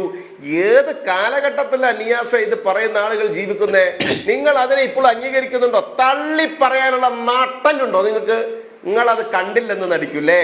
നിങ്ങൾ അതിനെക്കുറിച്ച് പ്രതികരിക്കില്ലല്ലേ? കാരണം എന്താ? മതചിന്തയിൽ അവൻ അവകാശം കൊടുത്തില്ലെങ്കിലും കുഴപ്പമില്ല. നിയാസിന്റെ പാർട്ടിയുടെ ഏറ്റവും പൊട്ട സ്തോരങ്ങൾ കണ്ടല്ലേ ഇതേപോലെ ഒരു മോശത്തരം പറഞ്ഞ സമയത്ത് അതിനെ പ്രതികരിക്കാൻ എന്താ നിങ്ങളുടെ പാർട്ടിയുടെ നിലപാട്? നിങ്ങളുടെ പാർട്ടിയുടെ നിലപാട്? ചോദിക്കാം, നിയാസ് ഇത് കഴിഞ്ഞിട്ട് ചോദിക്കാം. രണ്ട് വഖഫുമായി ബന്ധപ്പെട്ട് 1995 സുപ്രീം കോടതി July 2 Brahmachari Siddheshwar bhai versus state of west ബംഗാളിൽ കൃത്യമായി പറഞ്ഞിട്ടുണ്ട് നിലിമ. എന്താ? വഖഫ് എന്ന് പറയപ്പെടുന്നത് മതപരിധിയിൽ വരുന്ന ഒരു കാര്യമല്ല എന്ന് കൃത്യമായി പറഞ്ഞിട്ടുണ്ട്. സുപ്രീം കോടതി പറഞ്ഞിട്ടുള്ളതാ. 1954 നെഹ്റു ഈ സംവിധാനം കൂടെ അവതരിപ്പിക്കുന്ന സമയത്ത്, അംഗീകരിക്കുന്ന സമയത്ത് അത് ഇന്ത്യൻ പാർലമെന്റിൽ പാസ്സാക്കിയതാ. ഇന്ത്യൻ പാർലമെന്റിൽ അംഗീകരിച്ചു പോകുന്ന ഒരു കാര്യത്തെ അമെൻഡ് ചെയ്യാനുള്ള അധികാരം ഇന്ത്യൻ പാർലമെന്റിലുണ്ടെന്ന്, അതില്ലെന്ന് വാദിക്കാൻ ഇവർക്കാരൊക്കെ അതിനുള്ള അധികാരമുള്ളത്? 1995 ഈ നരസിംഹറാവുവിന്റെ സർക്കാരാണ് 40-ാം വകുപ്പ് പ്രകാരം ഭൂമി വഖഫ് ആണോ എന്ന് തീരുമാനിക്കുന്നത് വഖഫ് ബോർഡ് മാത്രമാണെന്നുള്ള അമെൻമെന്റ് കൊണ്ടുവന്നത്. തട്ടിപ്പും വെട്ടിപ്പും അല്ലേ ഇവർ ചെയ്തത് ഈ കോൺഗ്രസ്സുകാര്? എന്നിട്ട് അതിനെ ന്യായീകരിക്കുക. ഈ മുനമ്പത്ത് ഇവർ കിഴക്കുന്ന കണ്ണീരുണ്ടല്ലോ, മൂതല കണ്ണീരാണ്. VD സതീശന്റെ നേതൃത്വത്തിൽ കള്ളക്കണ്ണീരും തട്ടിപ്പ് കണ്ണീരുമാണെന്നുള്ള യാഥാർത്ഥ്യം നിങ്ങൾ മനസ്സിലാക്കണം. 2013 മൻമോഹൻ സിംഗ് ആണ് ഇസ്ലാം നിയമം വഴി ഇസ്ലാം പിന്തുടരുന്ന ഒരു വ്യക്തി നൽകുന്നതാണ് വഖഫ് ഭൂമി എന്നത് മാറ്റി വ്യക്തി നൽകുന്നത് എന്ന് മാറ്റിയത്. എന്തിനാ? അത് മറ്റു വിഭാഗങ്ങളുടെ കൂടെ ഭൂമി അടിച്ചു മാറ്റണം, അല്ലെങ്കിൽ അതും കൂടി ഇങ്ങോട്ട് എടുക്കണം എന്നുള്ള ധാരണത്തിന്റെ അടിസ്ഥാനത്തിലാണ് ഈ കാടൻ നിയമത്തിനെ അനുകൂലിക്കുന്നുണ്ടോ കോൺഗ്രസ്? എന്നിട്ട് ഇവർ മുനമ്പത്ത് പോയിട്ട് പാവപ്പെട്ട കുടുംബങ്ങൾക്ക് കയറിക്കിടക്കാനുള്ള അവകാശത്തെ ഞങ്ങൾ സംരക്ഷിക്കും എന്ന് പറയുന്നു. VD സതീശനും കോൺഗ്രസും സംരക്ഷിക്കില്ല. അതിനെ അനുകൂലിച്ച് സംസാരിക്കുമെന്ന് പറഞ്ഞ ഫ്രാൻസിസ് ജോർജിനെ നിങ്ങൾ വിരല് കാണിച്ച് പേടിപ്പിച്ചില്ലേ? നിങ്ങൾ ചൂണ്ടി പേടിപ്പിച്ചില്ലേ? പിറ്റൂസവും മാറ്റി പറഞ്ഞില്ലേ? എന്തടിസ്ഥാനത്തിലാ? സാധാരണക്കാരന്റെ വീടിനകത്ത് കയറാനുള്ള വഖഫിന്റെ അധികാരത്തെ ചോദ്യം ചെയ്യുമെന്ന് പറഞ്ഞാൽ അവിടെ കളക്ടർക്ക്, അവിടുത്തെ കാടിന്റെ നീതിന്യായ വ്യവസ്ഥക്ക്, ഇവിടുത്തെ ഭരണഘടനയ്ക്ക്, ഇവിടുത്തെ സിവിൽ ലോക്ക് അധികാരമുണ്ടെന്ന് പറഞ്ഞാൽ അതിനെ ചോദ്യം ചെയ്യുന്നത് നിങ്ങളുടെ ഏത് നടപടിയാ? നിങ്ങളുടെ സർക്കാരുകൾ അതിനെതിരായി പ്രവർത്തിച്ചത് എന്തിന്റെ അടിസ്ഥാനത്തിലാ? അവിടെയാണ് നിയാസെ നിങ്ങളുടെ ഇരട്ടത്താപ്പ് പുറത്തു വരുന്നത്. യൂണിഫോം സിവിൽ കോഡ് ജെന്യുവൻ ആയിട്ടുള്ള ഒരു കാര്യമാണ്. വഖഫിന് വരേണ്ട അമെൻമെന്റുകൾ വരുത്തി ഈ നാടിന് ആവശ്യമായ ഭേദഗതി ഉണ്ടാക്കേണ്ടതും ഇവിടുത്തെ ആവശ്യകതയാണ്. അതിനെ നിങ്ങൾ ചോദ്യം ചെയ്യല്ല വേണ്ടത്. അതിനോടൊപ്പം ചേർന്നുകൊണ്ട് ഇവിടുത്തെ എല്ലാ ജനവിഭാഗങ്ങൾക്കും കിട്ടുന്ന അവകാശം പൊതുസമൂഹത്തിന് മൊത്തമായി കിട്ടട്ടെ എന്ന വിശാല കാഴ്ചപ്പാടിലേക്ക് നിങ്ങളുടെ മനസ്സുയരണം. അത് ഉയരാത്തിടത്തോളം കാലം നിങ്ങൾക്ക് കറുത്ത ദിനമായി കൊണ്ടേയിരിക്കും. ഇനിയും വരുന്ന കുറെ നിയമങ്ങൾ കറുത്തതായി നിങ്ങൾക്ക് തോന്നും. അത് കാരണം നിങ്ങളുടെ മനസ്സിനകത്താണ് കറുപ്പ്, നിങ്ങളുടെ രാഷ്ട്രീയത്തിനകത്താണ് കറുപ്പ്, നിങ്ങളുടെ ചിന്താഗതിക്കുള്ളിലാണ് കറുപ്പ്. അതുകൊണ്ടാണ് നിങ്ങൾക്ക് കറുത്ത ദിനം ആഘോഷിക്കാൻ തോന്നുന്നത്. അത് ഞങ്ങളുടെ കുറ്റമല്ല കേട്ടോ. അവനവൻ കണ്ണാടിയിൽ നോക്കി പറയുക നിങ്ങളാണ് തെറ്റ്, നിങ്ങളാണ് തെറ്റ് എന്നുള്ളത് ഞങ്ങൾ വിളിച്ചു പറഞ്ഞുകൊണ്ടേയിരിക്കും. നിയാസ് മറുപടി. ശ്രീ PM നിയാസ് കേൾക്കാമോ? നോക്കൂ, ഞാൻ നേരത്തെ പറഞ്ഞത് എൻ്റെ ഇന്നത്തെ കണക്ടിവിറ്റി മൊത്തം കുഴപ്പമാണ്. എനിക്ക് കേൾക്കാം, ഞാൻ പറയുന്നത് കേൾക്കാമോ? ഓ കേൾക്കാം, പറഞ്ഞോളൂ. കേൾക്കാമോ? കേൾക്കാം. ഹലോ കേൾക്കാം ശ്രീ നിയാസ്, പറഞ്ഞോളൂ. ഞാൻ നേരത്തെ പറഞ്ഞപ്പോഴും ഈ എൻ്റെ ഇന്നത്തെ കണക്ടിവിറ്റിക്ക് കുറച്ച് കുഴപ്പമുണ്ട്. ഇല്ല കേൾക്കാം, താങ്കൾ കണക്ടിവിറ്റിക്ക് കുറച്ച് കുഴപ്പമുണ്ട്. അതുകൊണ്ടാണ് നിങ്ങളെ ഇവിടെ ഉല്ലാസ് ബാബു ഇവിടെ പറഞ്ഞ ഒരു കാര്യങ്ങൾ അത് എന്നെ പറഞ്ഞുകൊണ്ടിരിക്കുകയാണ്. ഞാൻ നേരത്തെ ചോദിച്ച ഒരൊറ്റ ചോദ്യമുണ്ട് പ്രിയപ്പെട്ട ഉല്ലാസ് ബാബുവിൻ്റെ മുമ്പിൽ. എനിക്ക് ആർട്ടിക്കിൾ 25 ഒന്ന് അദ്ദേഹത്തിന് വായിച്ചത് ഓർമ്മയില്ലെങ്കിൽ ഒന്ന് വായിച്ചു കൊടുക്കാം. ഫ്രീഡം ഓഫ് കോൺഷ്യസ്, വിശ്വാസം, and free profession, practice and propagation of religion എന്ന് പറഞ്ഞാൽ ഈ ഏത് മതവിഭാഗത്തിൽപ്പെട്ട ആളുകളുടെ അവരുടെ വിശ്വാസ പ്രമാണം അനുസരിച്ച് അത് അനുവർത്തിക്കുവാനും അത് വിശ്വാസപ്രകാരം അനുവർത്തിച്ച് മുന്നോട്ട് കൊണ്ടുപോകാനും അത് പ്രൊപ്പഗേറ്റ് ചെയ്യാനും ഉള്ള അധികാരമാണ്. Subject to public order, morality and health, and to the other provision of this part, all persons are equally entitled. എല്ലാവർക്കും തുല്യമായി അവകാശപ്പെട്ടതാണ് എന്ത്? ഫ്രീഡം ഓഫ് കോൺഷ്യസ്, വിശ്വാസം. എന്തിനുള്ള? ഏത് മതത്തിൽ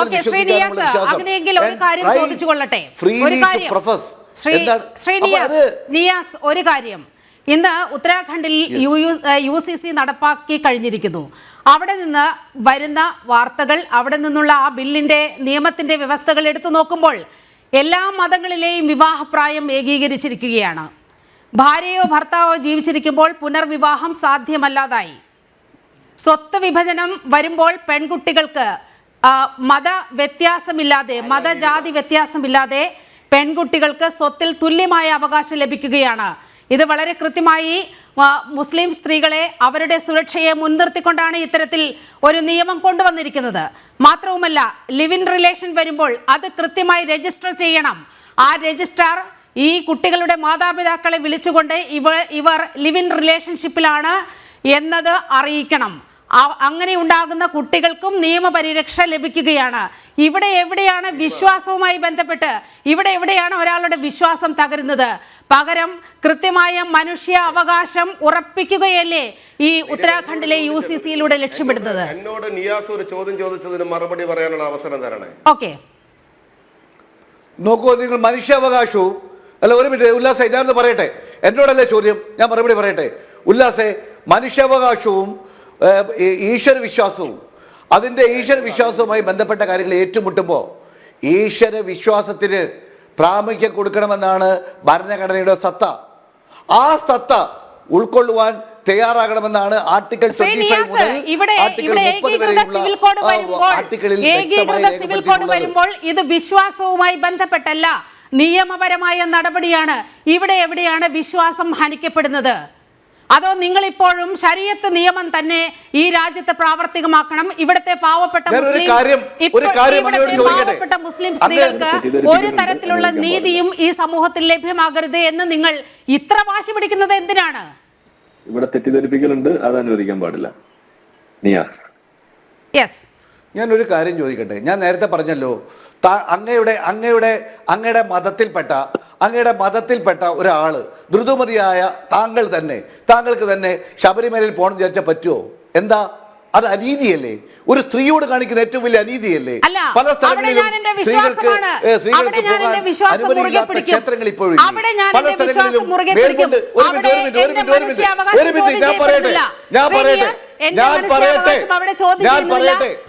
വിശ്വാസമാണ്. പക്ഷേ ഏക സിവിൽ കോഡ് വരുമ്പോൾ അതല്ല സ്ഥിതി. ഒരു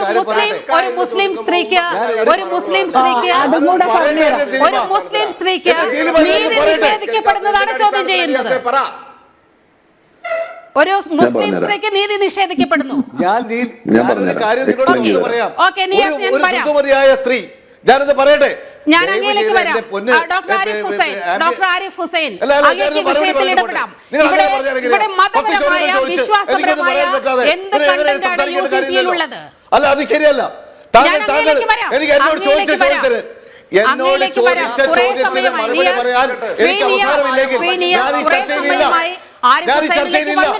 എനിക്ക് പറയാനുള്ളത് ഈ മറുപടി പറയാൻ അവസരം ഞാൻ ചർച്ചയിലില്ല.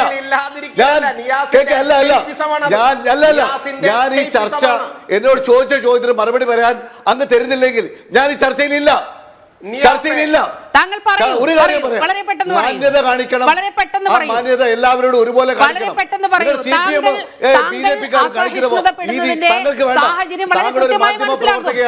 താങ്കൾ എന്നോട് ചോദ്യം ചോദിച്ചു, അത് മറുപടി പറയുമ്പോ അങ്ങ് തടസ്സപ്പെടുത്തി. ഞാനൊരു കാര്യം വിശ്വാസമായി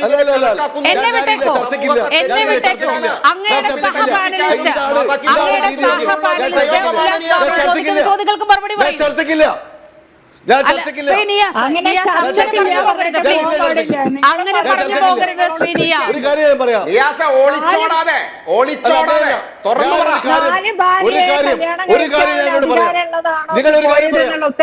പാർട്ടി ചാനലായിരിക്കും, അത് എനിക്ക് വിഷയമല്ല. എന്നോട് ചോദിച്ച ചോദ്യത്തിന് മറുപടി നീലിമ കയറി അങ്ങ് മേയാൻ നിരാശാൻ പറ്റില്ല. ഉല്ലാസ് മറുപടി പറയും. ഉല്ലാസ് മറുപടി പറയും. ഉല്ലാസ് മറുപടി പറയും. സമ്മതിക്കുന്നില്ലെങ്കിൽ അങ്ങ് നടന്നോ, അങ്ങ് ഉല്ലാസിനെ കൂട്ടി പോയിക്കോ, അങ്ങ് ഉല്ലാസിനെ കൂട്ടി ചർച്ച നടത്തിക്കോ. ഞങ്ങളില്ല. ഒരു കാര്യം അല്ല ഞാൻ എന്നോട് ചോദിച്ച ചോദ്യത്തിന് മറുപടി പറയാൻ എനിക്ക് തന്നിട്ടില്ല.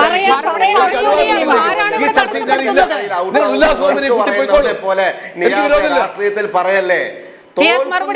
താങ്കളാണ് ചർച്ചപ്പെടുത്തുന്നത്. താങ്കൾ എനിക്ക്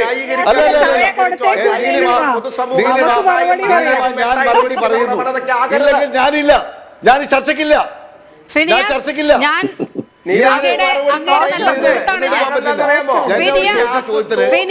എന്റെ നല്ല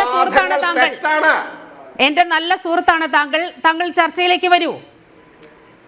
നമുക്ക് ആരോഗ്യകരമായ കാണിക്കുന്നില്ല എന്നോട്. താങ്കൾ ആ മാന്യത കാണിക്കുന്നില്ല. താങ്കൾ ഈ ബിജെപിയോട് മാന്യത കാണിക്കാൻ എല്ലാവർക്കും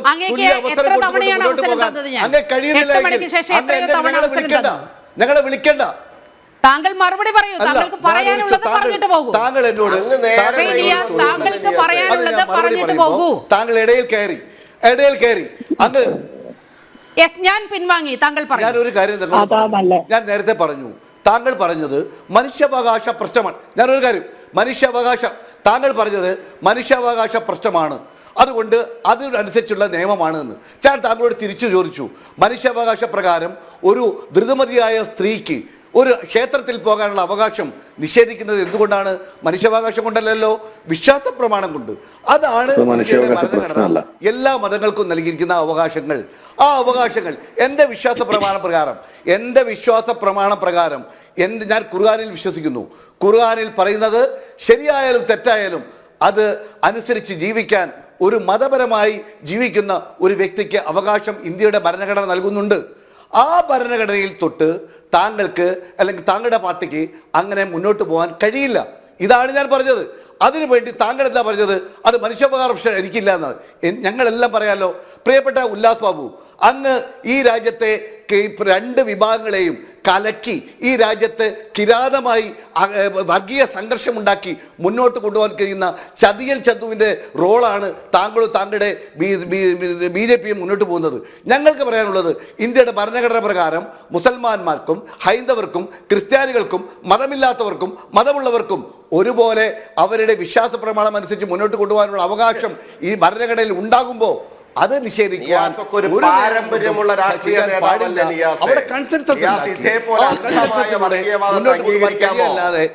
അല്ല, നിയാസിന് ഇപ്പൊ 4 പെണ്ണ് കെട്ടാൻ കഴിയൂല എന്നുള്ളതാണ് ഇപ്പൊ പ്രശ്നം. അതേ ഉള്ളൂ. ഇപ്പൊ ഇതില് വേറെ ഒന്നുമില്ല. സിവിൽ കോഡ് വന്ന 4 പെണ്ണ് കെട്ടാൻ അനുവദിക്കുന്ന എന്റെ മതം. 4 പെണ്ണ് കെട്ടാൻ എങ്ങനെയാണ് 4 പെണ്ണ് കെട്ടാൻ അനുവദിക്കുന്നത്? നിങ്ങൾ അനാവശ്യമായ കാര്യം ഒന്നും പറയണ്ട. കേട്ടെ, ഞാൻ ചോദിക്കുന്നത് ഈ ശബരിമലയിൽ ദ്രുതമതിയായ ഒരു സ്ത്രീക്ക് പോകാൻ ഈ സിവിൽ കോഡ് നിയമം നിങ്ങൾ കൊണ്ടുവരുമോ?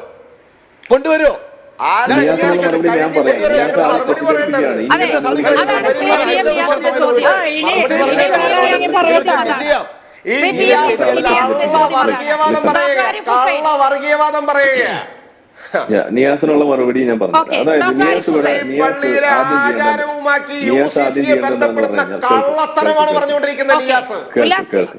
ഉല്ലാസ് ബാബു ഉടനെ വരാം. ഒന്ന് ആരിഫ് ഹുസൈൻ ഒന്ന് ഇടപെട്ടോട്ടെ.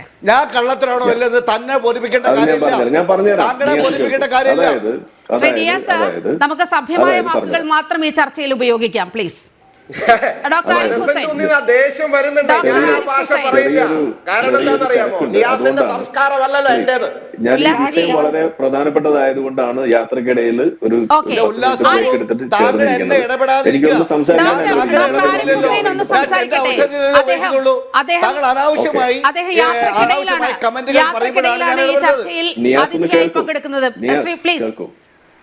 ജനാധിപത്യത്തിന്റെ അത്യുന്നതങ്ങളിൽ വിഹരിക്കുന്ന ആളുകളല്ല. അപ്പൊ നമ്മൾ ആദ്യം അത് കാണിക്കും.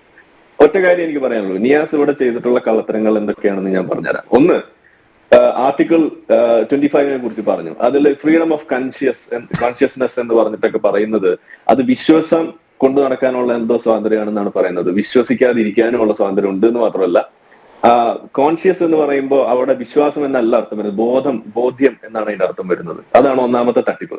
അതാദ്യം തിരുത്തുക. ഇനി രണ്ടാമത്തെ കാര്യം എന്ന് പറയുന്നത്, അതിന്റെ താഴേക്ക് അദ്ദേഹം ഒരു വാചകം വായിച്ചു, എന്നിട്ട് വെള്ളെ അതങ്ങ് വിഴുങ്ങി. അതെന്താണ്? Subject to public order, morality and health എന്ന് പറഞ്ഞ സാധനം. അതെന്തേ വിഴുങ്ങിയത്? അതാണ് രണ്ടാമത്തെ തട്ടിപ്പ്. ഇനി മൂന്നാമത്തെ തട്ടിപ്പ് എന്താന്ന് പറഞ്ഞു കഴിഞ്ഞാൽ, ഇവിടെ ചോദിച്ചു ശബരിമലയിൽ പെണ്ണുങ്ങൾ കയറുന്നതിനെ കുറിച്ചിട്ട്. അത് മനുഷ്യാവകാശ പ്രശ്നം. അത് മനുഷ്യാവകാശ പ്രശ്നമല്ല, അത് തുല്യതയുടെ പ്രശ്നം ആയതുകൊണ്ടാണ്. അത് തുല്യത വെച്ചുകൊണ്ട് തന്നെ ആ ആർട്ടിക്കിൾ 14 മുന്നോട്ട് വെക്കുന്ന രീതിയിലുള്ള തുല്യത, നോൺ ഡിസ്ക്രിമിനേഷൻ എന്ന് പറയുന്ന ഒരു പ്രിൻസിപ്പിൾ, അതാണ് നമ്മുടെ കോൺസ്റ്റിറ്റ്യൂഷൻ മുന്നോട്ട് വെക്കുന്നത്. അതിന്റെ ഭാഗമായിട്ട് സുപ്രീം കോടതി അതിന് വേണ്ടിയിട്ട് നിയമത്തിലേക്ക് കടക്കുന്നതും അതിന് വേണ്ടിയിട്ട് അനുവദിക്കണം എന്നുള്ള രീതിയിലേക്ക് വരുന്നതും അതിവിടെ കേരളത്തിലടക്കം നടപ്പിലാക്കാൻ വേണ്ടിയിട്ട് ഇവിടുത്തെ ഇടതുപക്ഷം തുനിഞ്ഞിറങ്ങിയതും ഒക്കെ നമ്മളിവിടെ കണ്ടു. തുടക്കത്തിൽ അത് BJP അടക്കമുള്ള ആളുകൾ അത് ആക്സെപ്റ്റ് ചെയ്യാണ് ചെയ്തത്. ഇന്നും RSS ഒക്കെ അതിനോട് അനുകൂലമായിട്ട് നിൽക്കുന്നതായിട്ടാണ് ഞാൻ മനസ്സിലാക്കുന്നത്. പക്ഷെ വിശ്വാസികളെ സംബന്ധിച്ചിടത്തോളം അവർക്ക് അവരുടെ ഭാഗം പറയാൻ പറ്റും. ഇനി രണ്ടാമത്തെ ഒരു പ്രധാനപ്പെട്ട വശം എന്ന് പറയുന്നത്, ഈ ടോട്ടൽ വിഷയം നമ്മൾ എടുത്ത് നോക്കുമ്പോൾ ഇവിടെ പറയുന്നു അങ്ങനെ നിങ്ങൾക്ക് ചെയ്യാൻ പറ്റുമോ എന്നൊക്കെ ചോദിക്കുകയാണ്. നിയാസ് ഏറ്റവും മിനിമം ചെയ്യേണ്ടത് നിങ്ങളുടെ തലതൊട്ടപ്പന്മാരായിട്ടുള്ള ആളുകൾ ചെയ്ത കാര്യങ്ങൾ നിങ്ങൾ ഓർക്കുക. ഇവിടെ ഇന്ത്യയിൽ ഇവിടെ ഒരു ഹിന്ദു കോഡ് എങ്ങനെയാണ് കൊണ്ടുവന്നത് എന്നതിനെ കുറിച്ച് നിങ്ങൾ ആദ്യം പഠിക്കുക. ഇവിടെ അംബേദ്കറും നെഹ്റുവും തമ്മിൽ ഉണ്ടായിട്ടുള്ള ആ ഒരു സംഭാഷണങ്ങളും അവർ തമ്മിലുണ്ടായിട്ടുള്ള പ്രശ്നങ്ങളും രാജിവെക്കുന്ന അവസ്ഥയും അതുപോലെ തന്നെ ഹിന്ദു കോഡ് എന്ന് പറഞ്ഞ് കൊണ്ടുവരാൻ ഉദ്ദേശിച്ചിരുന്ന സംഗതി അത് സാധിക്കാതെ പല കഷ്ണങ്ങളായിട്ട് കൊണ്ടുവരേണ്ടി വന്നതിനെ കുറിച്ച് നിങ്ങൾ ചിന്തിക്കുക, മനസ്സിലാക്കുക. അപ്പൊ നിങ്ങൾക്ക് മനസ്സിലാവും ഇത് ഹിന്ദുക്കളെ സംബന്ധിച്ചിടത്തോളം ഒരു കാലഘട്ടത്തിൽ കഴിഞ്ഞു പോയിട്ടുള്ള പ്രശ്നമാണ്. കാരണം അവരെ സംബന്ധിക്കുന്ന പ്രശ്നങ്ങളിൽ ഒരു തുല്യതയുടെ അടിസ്ഥാനത്തിൽ കാര്യങ്ങൾ കൊണ്ടുവരുന്നതിനുള്ള നീക്കങ്ങൾ പണ്ടേ നടത്തി അതിനുള്ള എതിർപ്പുകളെ വകവെക്കാതെ മുന്നോട്ട് പോയി ഇന്നിവിടെ എത്തി നിൽക്കുന്ന ഒരു അവസ്ഥ ഉണ്ടെങ്കിൽ അത് മുസ്ലിങ്ങൾക്ക് മാതൃകയാകേണ്ട കാര്യമാണ്. അത് ഇന്ന് തടസ്സം നിൽക്കുന്നത് നിങ്ങൾ ഇത് ഹിന്ദുക്കൾക്ക് ചെയ്തു, എന്റെ മുസ്ലിം സഹോദരങ്ങൾക്ക് വേണ്ടി ഇത് ചെയ്യാൻ കഴിയുന്നില്ലല്ലോ എന്ന് പറഞ്ഞ് വിലപിച്ച നെഹ്റുവിന്റെ പാരമ്പര്യം പേറുന്ന നിങ്ങളെ പോലുള്ള ആളുകൾക്ക് നാണുണ്ടോ ഇവിടെ കിടന്നിട്ട് ഇതേപോലുള്ള കാര്യങ്ങൾക്ക് വേണ്ടിയിട്ട് കുഴലൂതാന്ന് എനിക്ക് ചോദിക്കാണ്. നിങ്ങൾ എന്ത് തുല്യതയെ കുറിച്ചാണ് നിങ്ങൾ സംസാരിക്കുന്നത്? നിങ്ങൾ ഏത് ജനാധിപത്യ മര്യാദയെ കുറിച്ചാണ് നിങ്ങൾ പൊക്കി ഇതുപോലെ പാട്ടുമായിട്ട് നടക്കുന്നത്? സ്വന്തം പോക്കറ്റിലേക്ക് ആദ്യം നോക്കണ്ടേ? അതാണ് എനിക്ക് ഇതിനകത്ത് പ്രധാനമായിട്ട് ചോദിക്കാനുള്ള ഒരു കാര്യം. അപ്പൊ ഇനി ഞാൻ പറയുന്നത്, തുല്യത അത് ഹിന്ദുക്കൾക്ക് മാത്രം പോരാ, അത് മുസ്ലിങ്ങൾക്കും വേണം. അവിടെ യൂണിഫോം സിവിൽ കോഡ് വരുന്ന സമയത്ത് അതിന്റെ ഒപ്പം നിൽക്കാൻ നിങ്ങൾക്ക് സാധിക്കണം. എന്തുകൊണ്ട് സാധിക്കുന്നില്ല? എന്തുകൊണ്ട് അത് ഹിന്ദുവിന് മാത്രം മതി എന്ന് നിങ്ങൾ നിലപാടെടുക്കുന്നു? നിങ്ങളൊന്ന് എക്സ്പ്ലെയിൻ ചെയ്യണം. ഇനി ഇവിടെ ഈ പറയുന്ന വഖഫിന്റെ കാര്യം വരുമ്പോൾ, വഖഫിലുള്ള ഇന്ന് നമ്മൾ അനുഭവിക്കുന്ന അതുകൊണ്ടുള്ള എല്ലാ ബുദ്ധിമുട്ടും, അതായത് ഒരു പല്ലും നഖവും ഒന്നും ഇല്ലാത്ത ഏതോ ഒരു പാഴ് ജന്മത്തെ പിടിച്ച് ഇതേപോലെ എല്ലാം ഫിറ്റ് ചെയ്ത് ബാക്കിയുള്ള ആളുകൾക്ക് കിടക്കപ്പുറതി ഇല്ലാത്ത അവസ്ഥയിലേക്ക് ആ നിയമത്തിന് ഇതേപോലെ ആയുധം കൊടുത്ത് വിട്ടത് ആരാ? അത് നിങ്ങൾ തന്നെയല്ലേ? ഉണ്ടാക്കിയത് കോൺഗ്രസ്, അതിനെ വളർത്തിയത് കോൺഗ്രസ്, ഇന്നിപ്പോ കൊമ്പും മുള്ളും വെച്ചു കൊടുത്തത് കോൺഗ്രസ്. എന്നിട്ടിപ്പോ ഇന്ന് അതിന്റെ ബുദ്ധിമുട്ട് അനുവദിക്കുന്ന നാട്ടുകാർ പ്രശ്നമായിട്ട് വരുമ്പോ നിങ്ങൾ അത് ഡിനൈ ചെയ്തുകൊണ്ടിരുന്നിട്ട് എന്താ കാര്യം? ആ വഖഫ് ഭേദഗതി അത് വേണം, ആവശ്യം. ഞാൻ പറയാ ഭേദഗതിയല്ല, ആ സാധനം അപ്പാടെ എടുത്ത് കളയേണ്ട കാര്യം. എന്തിനാണ് ഇത്തരത്തിലുള്ള നിയമപരമായിട്ടുള്ള സംരക്ഷണം ഇൻസ്റ്റിറ്റ്യൂഷണലൈസ് ചെയ്യുന്നത്? എന്തിനാണ് ഇതുപോലുള്ള മതങ്ങളെയും മത നിയമത്തെയും? ഇനി ഇതുപോലെ വിശ്വസിക്കാനുള്ള അവകാശമുണ്ട്, ഇല്ലാന്ന് ആരാ പറയുന്നത്? പക്ഷെ subject to morality, subject to public order, subject to health എന്ന് പറയുന്നതോടൊപ്പം ഇന്ത്യൻ കോൺസ്റ്റിറ്റ്യൂഷനിൽ ഒരു ഭേദഗതി കൂടി നടത്തിയിട്ട് ചേർക്കേണ്ട സാധനമാണ് സബ്ജക്ട് ഇക്വാലിറ്റി എന്ന് പറയുന്ന സാധനം കൂടി ചേർത്താൽ തന്നെ പല കാര്യങ്ങളും ഇവിടെ സോൾവ് ആവും. അപ്പൊ അത് നമ്മൾ കൂട്ടായി ഇരുന്ന് ചിന്തിച്ച് അതിനകത്തേക്ക് വരുത്തേണ്ട ഒരു പുതിയൊരു മാറ്റമാണ്. എന്റെ ഭാഗത്തുനിന്ന് എനിക്ക് സജസ്റ്റ് ചെയ്യാനുള്ള കാര്യമാണ്. ഈ പറയുന്ന ഒരു പുതിയ കാലഘട്ടത്തിന്റെ ഒരു വക്താവ് അല്ലെങ്കിൽ പ്രതിനിധി എന്നുള്ള രീതിയിൽ ഞാൻ ഇതിന് കാണുന്ന ഒരു കുറവ് അതാണ്. നമ്മൾ ഇന്ത്യൻ കോൺസ്റ്റിറ്റ്യൂഷൻ ഇക്വാലിറ്റി എന്നുള്ളതും കൂടി അവിടെ ചേർക്കണമായിരുന്നു എന്ന് ഞാനിപ്പോ പറയും. എന്തായാലും ഇപ്പൊ ഇതില്ലെങ്കിൽ തന്നെയും മറ്റൊരു ആർട്ടിക്കിൾ അത് ഉള്ളത് കൊണ്ട് അവിടെ നോൺ ഡിസ്ക്രിമിനേഷൻ എന്നുള്ളത് പൊക്കി വെക്കേണ്ട ഘട്ടമാണത്. അത് മനസ്സിലാക്കാതെ നിങ്ങൾ ഇതുപോലുള്ള സംഗതികളൊക്കെ വലിയ ആളുകളാണ് എന്ന് സ്വയം നടിച്ചിട്ട് ഇതുപോലുള്ള മണ്ടത്തരങ്ങളും അതുപോലെ തന്നെ തെറ്റിദ്ധരിപ്പിക്കലും, ഒരു ഇംഗ്ലീഷ് വാക്കിന്റെ അർത്ഥം പോലും ഇതുപോലെ ശരിയായ രീതിയിൽ പറയാതെ ആളുകളെ തെറ്റിദ്ധരിപ്പിക്കുന്ന പരിപാടി ഇതൊന്നും മനസ്സിലാവാത്ത കാലഘട്ടമല്ല. നിങ്ങൾ അല്ലെങ്കിൽ പറയും കോൺഷ്യസ് എന്ന് പറയുന്നതിന്റെ അർത്ഥം വിശ്വാസമാണെന്ന് നിങ്ങളൊന്ന് കാണിച്ചതാ. അതാണ് എനിക്ക് ചോദിക്കാനുള്ളത്. നിങ്ങൾ ഇവിടെ ആവർത്തിച്ച് പറഞ്ഞു വിശ്വാസമല്ല, ബോധ്യമാണ്. അതിൽ മതമുള്ളവനും ഇല്ലാത്തവനും അവന്റെ കാര്യങ്ങൾക്ക് അനുസരിച്ച് ജീവിക്കാനുള്ള അവകാശമുണ്ട്. അതോടൊപ്പം തന്നെ സബ്ജക്ട് പബ്ലിക് മൊറാലിറ്റി ഓർഡർ എന്നൊക്കെ പറയുന്ന സാധനം എന്തുകൊണ്ട് നിങ്ങൾ വിഴുങ്ങി? അതാ വേണ്ടത്. വിശ്വാസമാണ് ബോധ്യം, വിശ്വാസമല്ല ബോധ്യം. അത് രണ്ടാണ്.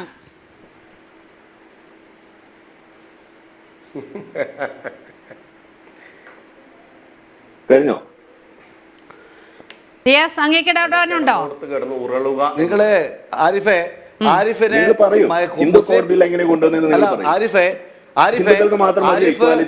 ഇസ്ലാം മതത്തിൽ നിന്ന് പോയതുകൊണ്ട് ഇസ്ലാം മതം എല്ലാം കുഴപ്പമാണ് എന്ന് ധരിക്കാൻ നിങ്ങൾക്ക് അവസരം ഉണ്ടാക്കുകയാണെങ്കിൽ അത് പോയിക്കോ, എനിക്ക് വിരോധമില്ല.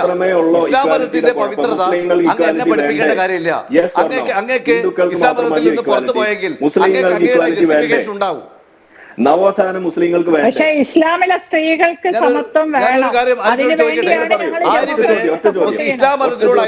യൂണിഫോം സിവിൽ കോഡിൽ ഒറ്റ ചോദ്യം ഞാൻ നിയാസിനോട് ചോദിക്കുകയാണ്. ഇസ്ലാമിക നിയമപ്രകാരം മുസ്ലിം സ്ത്രീക്ക് പുരുഷന്റെ സ്വത്തിന്റെ തുല്യ അവകാശം ഉണ്ടോ ഇല്ലേ? നിങ്ങളൊന്ന് പറഞ്ഞാട്ടെ.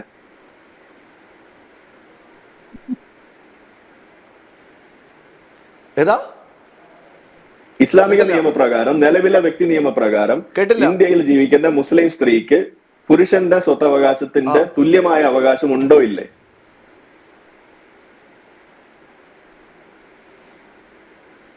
ഇല്ല. തുല്യത വേണ്ടേ? അതേപോലെ തന്നെ മരുമക്കത്തായ സിസ്റ്റത്തിലും ഞാനൊരു കാര്യം കൂടി പറയാം. അങ്ങയുടെ ഒറ്റ കാര്യം കൂടി പറയാം.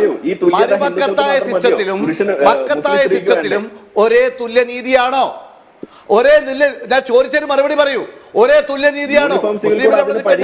മരുമക്കത്തായ സിസ്റ്റത്തിലും ഹൈന്ദവ കമ്മ്യൂണിറ്റിയുടെ സ്വത്തവകാശം ഒരേപോലെയാണോ? ഒരേ രീതിയാണോ? ഞാൻ ചോദിക്കുന്നത് യൂണിഫോം സിവിൽ കോഡ് അതിനെ പരിഹരിക്കാനല്ലേ ശ്രമിക്കുന്നത്?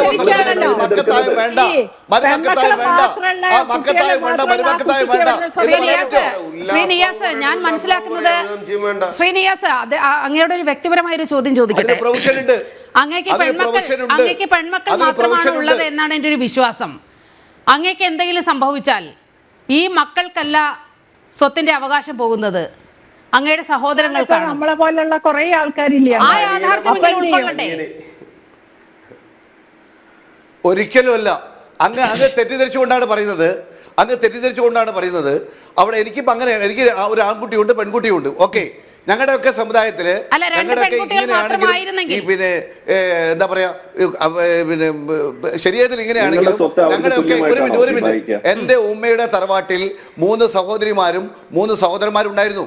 ഉമ്മയുടെ തറവാട്ടിലെ എല്ലാവർക്കും ഈക്വൽ ആയിട്ടാണ് കൊടുത്തത്.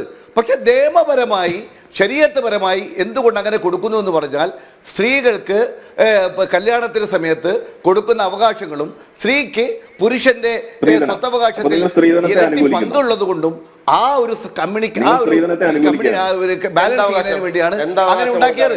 നിങ്ങൾ ആലോചിക്കേണ്ടത്, നിങ്ങളൊരു കാര്യം മനസ്സിലാക്കേണ്ടത്, ഞാൻ ഇപ്പോഴും പറയാലോ, ഞാൻ ഒരു കാര്യം ചോദിക്കട്ടെ, എന്റെ ചോദ്യത്തിന് മറുപടി പറയൂ. മക്കത്തായ സിസ്റ്റവും മരുമക്കത്തായ സിസ്റ്റവും രണ്ടും ഒന്നാണോ? ആ മക്കത്തായ സിസ്റ്റം പ്രകാരം ആ പെൺകുട്ടിക്ക് കിട്ടുന്നതും മരുമക്കത്തായ സിസ്റ്റം പ്രകാരം പെൺകുട്ടിക്ക് കിട്ടുന്നതും ഒരേ ശതമാനമാണോ? നിങ്ങൾ വളരെ മോശമായിട്ടാണ് ഇപ്പൊ കാര്യങ്ങൾ പറഞ്ഞത്. ഒന്നാമത്തെ കാര്യം, യൂണിഫോം സിവിൽ കോഡ് പറയൂ, മറുപടി പറയൂ. മക്കത്തായ മരുമക്കത്തായ പ്രകാരം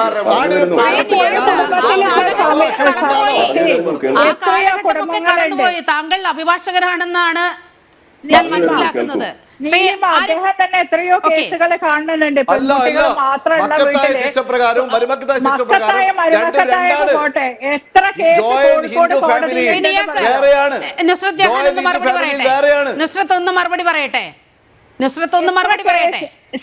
മക്കത്തായും മരുമക്കത്തായും ഒക്കെ അവിടെ ഇരിക്കട്ടെ. ഇപ്പൊ നിലവിലെ കോഴിക്കോട് കോടതിയിൽ തന്നെ നിങ്ങൾ അറിയുന്ന എത്ര കേസുകൾ ഉണ്ടാവും. ബാപ്പ മരിച്ചുപോയി, പെൺകുട്ടികൾ മാത്രമല്ല, വീട്ടിൽ നിന്ന് അച്ഛന്റെ അനിയന്മാരും ബാപ്പന്റെ അനിയന്മാരും പെങ്ങന്മാരും അവരെ ഇറക്കി വിട്ട കേസുകൾ വരെ കോഴിക്കോട്ട് അങ്ങാടിയിലുണ്ട്. എനിക്കറിയാം, കോഴിക്കോട് കേസ് നടക്കുന്നുണ്ട്. അങ്ങനെ എത്ര സ്ഥലം വാടക വീട്ടിൽ നിന്ന് പോണ്ടി വന്ന എത്രയോ കുടുംബങ്ങളുണ്ട്. അങ്ങനെ ഒരു നിയമം ഇന്ത്യയിൽ വേണ്ടല്ലോ. നമുക്ക് എല്ലാവർക്കും ഒരുപോലെ ആവട്ടെ. ഇത് നമ്മൾ ഇസ്ലാമിക രാജ്യത്തൊന്നും അല്ലല്ലോ ജീവിക്കുന്നത്. ഡെമോക്രസിയിൽ ജീവിക്കുമ്പോ വക്കീൽ ഭാഗം പഠിച്ച നിങ്ങളൊക്കെ വന്ന് ഇങ്ങനെ തന്നെ പറഞ്ഞാൽ പ്രതിനിധീകരിക്കുന്നത് കോൺഗ്രസിന് തന്നെയാണോ എന്നുള്ള കാര്യത്തിൽ വലിയ സംശയം തോന്നുകയാണ്. ഡോക്ടർ ആരിഫ് ഹുസൈൻ, എനിക്ക് നിയാസിന്റെ നിലപാട് കാണുമ്പോൾ ചില സംശയം തോന്നുകയാണ്. ശരീഅത്ത് നിയമത്തിൽ അധിഷ്ഠിതമായാണ് അദ്ദേഹം സംസാരിക്കുന്നത് എന്നാണ് എനിക്ക് മനസ്സിലാകുന്നത്. മാത്രമല്ല, അദ്ദേഹം കോൺഗ്രസിനെ പ്രതിനിധീകരിക്കുന്നു എന്നാണ് പറയുന്നത്. പറയൂ. അതാണ് നമ്മളുടെ സമൂഹത്തിന് സംഭവിച്ചിരിക്കുന്നത്. നമ്മുടെ രാഷ്ട്രീയ മേഖലയ്ക്ക് സംഭവിച്ചിട്ടുള്ള ഏറ്റവും വലിയ ജീർണതയുടെ ഒരു മുഖമാണ് സത്യത്തിൽ ഇന്ന് ഇവിടെ നിയാസിന്റെ രൂപത്തിൽ വന്നിരിക്കുന്നത് ഞാൻ പറയുള്ളൂ. കാരണം എന്താണ്, കോൺഗ്രസ് എന്ന് പറയുന്ന പാർട്ടി ഒരു കാലത്ത് ഇവിടെ പ്രതിനിധീകരിച്ചത് എന്തിനെയായിരുന്നു? അതായത് നമ്മളുടെ രാഷ്ട്രീയത്തിലെ, നമ്മളുടെ ഇന്ത്യയുടെ ആ രാഷ്ട്രീയ മേഖലയുടെ ആ ഒരു സെക്യുലറിസത്തിന്റെയും അല്ലെങ്കിൽ നെഹ്റുവിയൻ സെക്യുലറിസം എന്നൊക്കെ നമ്മൾ പറയാറുള്ള സംഗതിയുടെ മുഖമായി നിൽക്കുന്ന ആ കോൺഗ്രസിന്റെ വക്താവ് ഇവിടെ ഇരുന്ന് സംസാരിക്കുന്നത് മുഴുവൻ ഈ പറയുന്ന ശരീരത്തിന് വേണ്ടിയിട്ടാണെന്ന് വരുന്നവർക്ക് തന്നെ ഇത് മരിച്ചു കഴിഞ്ഞു. കോൺഗ്രസ് ചത്ത് മലച്ചു എന്നേ ഞാൻ പറയുള്ളൂ. അതാണ് ഞാൻ പറയാ. ഇനി ഇദ്ദേഹം ഇവിടെ ഇരുന്ന് പറയുന്നു മരുമക്കത്തായത്തിന്റെ കാര്യം പറയുന്നു. അതായത് ഒരു സമൂഹത്തെ മൊത്തം എടുത്തു കഴിഞ്ഞാൽ എത്ര ശതമാനം ആളുകൾ മരുമക്കത്തായത്തിന്റെ പിടിയിൽ വരും? നിങ്ങളൊന്ന് പറയൂ. ഇനി അഥവാ അങ്ങനെ ഉണ്ടെങ്കിൽ തന്നെ യൂണിഫോം സിവിൽ കോഡിലൂടെ അതിനെ പരിഹരിക്കാനല്ലേ ശ്രമിക്കുന്നത്? ഇനി ഇവിടെ ഈ മുസ്ലിം വ്യക്തികളുടെ വിഷയത്തിലേക്ക് വരുമ്പോൾ യൂണിഫോം സിവിൽ കോഡ് അഡ്രസ് ചെയ്യുന്ന വിഷയം എടുത്തു കഴിയുമ്പോൾ അതിൽ അഡ്രസ് ചെയ്യുന്ന ഈ സ്വത്തവകാശത്തിന്റെ വിഷയം എന്ന് പറയുന്നത് മരുമക്കത്തായം എന്ന് പറയുന്ന ഒരു ചെറിയ ശതമാനത്തിൽ ഒതുങ്ങി നിൽക്കുന്ന പോലത്തെ ഒരു വിഷയമാണോ? ഇത് എന്ത് കമ്പാരിസൺ ആണ്? നിങ്ങൾ എന്താ ഈ ആടും ആനയും തമ്മിലുള്ള വ്യത്യാസം എന്നൊക്കെ അജഗജാന്തരം എന്ന് കേട്ടിട്ടുണ്ടാവും. നിയാസ് കേട്ടില്ലെങ്കിൽ പറയാണ്. അതായത് മുസ്ലിം സമുദായത്തിലെ പകുതി ആയിട്ടുള്ള മൊത്തം ആളുകൾ എടുത്തു കഴിഞ്ഞാൽ പകുതിയിൽ കൂടുതൽ ഉണ്ടെന്ന് തന്നെ പറയാവുന്ന സ്ത്രീകളെ മൊത്തത്തിൽ ബാധിക്കുന്ന വിഷയത്തെയാണ് ഇതിനകത്ത് നിൽക്കുന്ന വളരെ ചെറിയ ശതമാനമുള്ള മരുമക്കത്തായവുമായിട്ട് കമ്പയർ ചെയ്തുകൊണ്ട് ആളുകളെ പറ്റി. ഇങ്ങനെയാണോ കോൺഗ്രസ് ഇവിടെ ആളുകളെ പറ്റിച്ച് ഇത്ര നാളും വെറുതെ അല്ല നിങ്ങൾ ഈ പൊടി പോലും കാണാത്ത രീതിയിലേക്ക് മാറിയത് എന്ന് ഞാൻ പറയുള്ളൂ. നിങ്ങളുടെ ദിനം എണ്ണിക്കൊണ്ടിരിക്കുന്നത് ഇതുകൊണ്ട് തന്നെയാണ്. നിങ്ങളുടെ ഈ തരത്തിലുള്ള നിലപാടുകൾ ഈ മതത്തെ കൂട്ടുപിടിച്ച് നിങ്ങൾക്ക് രാഷ്ട്രീയം പറയുന്നിടത്ത് നിങ്ങൾ ഈ മത നിയമ ശരീഅത്ത് പറയേണ്ട എന്ത് കാര്യമുള്ളത്? അതിലെ ജീർണതയെ കുറിച്ച് ഞാൻ ഉപദേശിക്കും. ജീർണതയെ കുറിച്ച് പറയേണ്ട സമയത്ത് നിങ്ങൾ അതിനെ കുറിച്ച് പറയുന്നതിന് പകരം അതിനെ അപ്പോൾഡ് ചെയ്യുന്ന ആളായിട്ട് നിങ്ങൾ മാറുകയാണ്. ഇസ്ലാമിലെ തുല്യത എന്ന് പറയുന്ന സാധനം 7 അയലത്ത് വരാത്ത സാധനമാണ്. പറയേണ്ടതല്ലേ ഇത്? അത് നിങ്ങൾ പറയണം. അത് പറയുന്നതിന് പകരം കോൺഗ്രസ്സുകാരനായിട്ട് വന്നിരുന്നുണ്ട് ഇതുപോലെ ശരീഅത്ത് ക്ലാസ് എടുക്കേണ്ട ഉസ്താദായിട്ട് മാറരുത്. ഏറ്റവും വലിയ അധപതനമാണിത്. നിങ്ങൾ മുസ്ലിങ്ങൾക്ക് വെച്ചു കൊടുക്കുന്ന ഏറ്റവും വലിയ ദോഷമാണെന്ന് ഞാൻ പറയുള്ളൂ. ഇനി ഇതേപോലെ വീണ്ടും വീണ്ടും ആവർത്തിച്ചുകൊണ്ടിരിക്കുകയാണ്. ഇവിടെ ഇദ്ദേഹം പറഞ്ഞെന്താണ്, ഞങ്ങൾ സ്ത്രീകൾക്ക് എന്തുകൊണ്ട് പകുതി കൊടുക്കുന്നു എന്ന് അതാവശ്യമില്ല. ഞാൻ ഫ്രീ ആയിട്ട് കൊടുക്കുന്ന സാധനം നിങ്ങൾ വെറുതെ എടുത്തില്ലെങ്കിലും കുഴപ്പമില്ല. വഴിയിൽ വേണേ കളഞ്ഞു നിങ്ങൾ പോകുന്ന കൂട്ടത്തിൽ നിങ്ങൾക്ക് പെറുക്കിയെടുക്കാം. ഞാൻ പറഞ്ഞ ഇത്രയേ ഉള്ളൂ. അതായത് എന്തുകൊണ്ട് സ്ത്രീകൾക്ക് പകുതി കൊടുക്കുന്നു എന്നുള്ളതിന്റെ ഈ വെളുപ്പിക്കൽ സിദ്ധാന്തം ഞങ്ങൾ സാധാരണ പറയാറുണ്ട്, ന്യായീകരണ ഫാക്ടറി. അത് തുറന്നു. ഒരു ഉസ്താദുമാർ ചെയ്യുന്ന സാധനമാണ് ഇവിടെ ഇരുന്നിട്ട് ഇദ്ദേഹം ചെയ്തത്. എന്താ പറഞ്ഞത്? ഞങ്ങൾ സ്ത്രീകൾക്ക് കല്യാണ സമയത്ത് ചില സാധനങ്ങൾ കൊടുക്കുന്നു എന്ന് വെച്ചാൽ സ്ത്രീധനം. ഒരു കോൺഗ്രസിന്റെ വക്താവ് ഇവിടുത്തെ നിയമജ്ഞനായിട്ട് ഇരിക്കുന്ന വക്കീലായിട്ടുള്ള ഒരാൾ ഇരുന്നിട്ട് പറയുകയാണ് സ്ത്രീധനത്തിന് അനുകൂലമായിട്ട് സംസാരിക്കുന്നു. ഇത് സത്യത്തിൽ ഇവിടെ സ്ത്രീധനത്തെ അനുകൂലിച്ചു എന്ന് പറഞ്ഞ് ഇദ്ദേഹത്തിനെതിരെ കേസ് എടുക്കേണ്ട സാധനമാണ്. അതേ ഞാൻ പറയുള്ളൂ.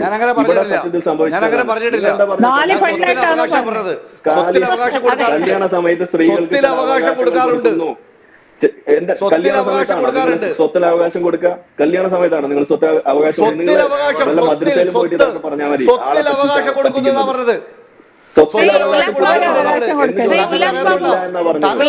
നിങ്ങൾ സ്വത്തിന് അവകാശം കൊടുക്കുന്നത് ഞാൻ ക്ലിയർ ആക്കി തരാം. നിയാസ് വീണ്ടും തെറ്റിദ്ധരിപ്പിക്കുകയാണ്. ഞാൻ കൃത്യമായിട്ട് ചോദിച്ചു സ്വത്തവകാശം തുല്യമാണോ എന്ന് ചോദിച്ചപ്പോ നിയാസ് എന്താ പറഞ്ഞത്? അല്ല, പകുതിയേ ഉള്ളൂ. എന്തുകൊണ്ട് പകുതി എന്ന് ചോദിച്ചിട്ട് നിങ്ങൾ നടത്തിയ ന്യായീകരണമാണ് ഞാൻ പറയുന്നത്. നിങ്ങൾ നടത്തിയ ന്യായീകരണം ഇല്ലെങ്കിൽ നിങ്ങൾക്ക് റിവൈൻഡ് ചെയ്ത് കാണാം. നിങ്ങൾ പറഞ്ഞത് കല്യാണ സമയത്ത് അവർക്ക് ചില അവകാശങ്ങൾ കൊടുക്കുന്നു. എന്താ ഈ കല്യാണ സമയത്ത് കൊടുക്കുന്ന അവകാശം? എന്താണ് ആ സാധനത്തിന് നമ്മൾ പച്ചമലയാളത്തിലൂടെ പറയാ? നിങ്ങൾ അതിനെ അനുകൂലിക്കുകയാണോ? ഇങ്ങനെയാണോ നിങ്ങൾക്ക് സ്ത്രീകളുടെ സ്വത്തവകാശം കല്യാണം കഴിക്കാത്ത സ്ത്രീകളോ?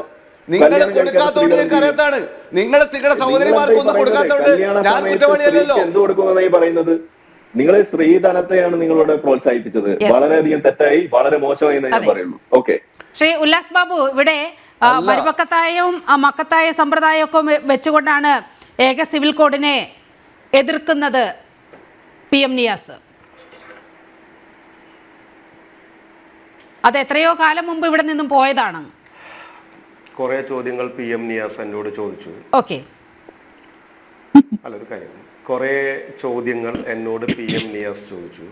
PM നിയാസ് താൻ ആരാടോ എന്നുള്ള ശൈലിയിൽ ചോദിച്ചു.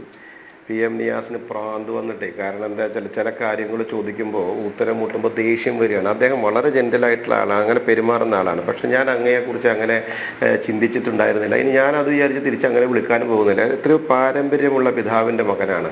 അങ്ങ് ഒരു മെയിൽ ഷോവനിസത്തിൻ്റെയും മതാടിസ്ഥാനത്തിൽ മാത്രം ചിന്തിക്കുന്ന പൗരുഷ മേധാവിത്വയുടെയും ഒരു വക്താവായി മാറി എന്ന് പറയപ്പെടുന്നതിൽ വളരെ ദുഃഖമുണ്ട്. അങ്ങ് തന്നെ തിരുത്താൻ ശ്രമിക്കുക. 2, അങ്ങ് വലിയൊരു ആരോപണം ഉന്നയിച്ചു. യൂണിഫോം സിവിൽ കോഡ് എന്ന് പറയപ്പെടുന്നത് മതസ്വാതന്ത്ര്യത്തിനുള്ള അവകാശം ലംഘിക്കുന്നുവെന്ന്. കൃത്യമായി പറയാം, അതിനുള്ള അവകാശം ലംഘിക്കുന്നില്ല. UCC നടപ്പിലാക്കുന്നതിനെതിരെ എതിർക്കുന്നവരുടെ ഏറ്റവും പ്രധാനമായിട്ടുള്ള ഒരു ആരോപണമായിരുന്നു ഭരണഘടനയുടെ ആർട്ടിക്കിൾ 25 പ്രകാരം സംരക്ഷിക്കപ്പെട്ടിട്ടുള്ള മതസ്വാതന്ത്ര്യത്തെ ലംഘിക്കുമെന്നതും അത് മൗലിക സ്വാതന്ത്ര്യത്തെ ലംഘിക്കുമെന്നൊക്കെ പറഞ്ഞ് ഇവരിങ്ങനെ കുറെ കാര്യം പറഞ്ഞു. 2003 വളമറ്റം വേഴ്സസ് യൂണിയൻ ഓഫ് ഇന്ത്യ കേസിൽ ബഹുമാനപ്പെട്ട സുപ്രീം കോടതി കൃത്യമായിട്ട് പറഞ്ഞിട്ടുണ്ട്, ആർട്ടിക്കിൾ 25 ഒരു മതത്തിന്റെ അവിഭാജ്യ ഘടകമായ ആചാരങ്ങൾ എന്നിവയ്ക്കുള്ള സ്വാതന്ത്ര്യം മാത്രമേ സംരക്ഷിച്ചു തരുന്നുള്ളൂ. പകരം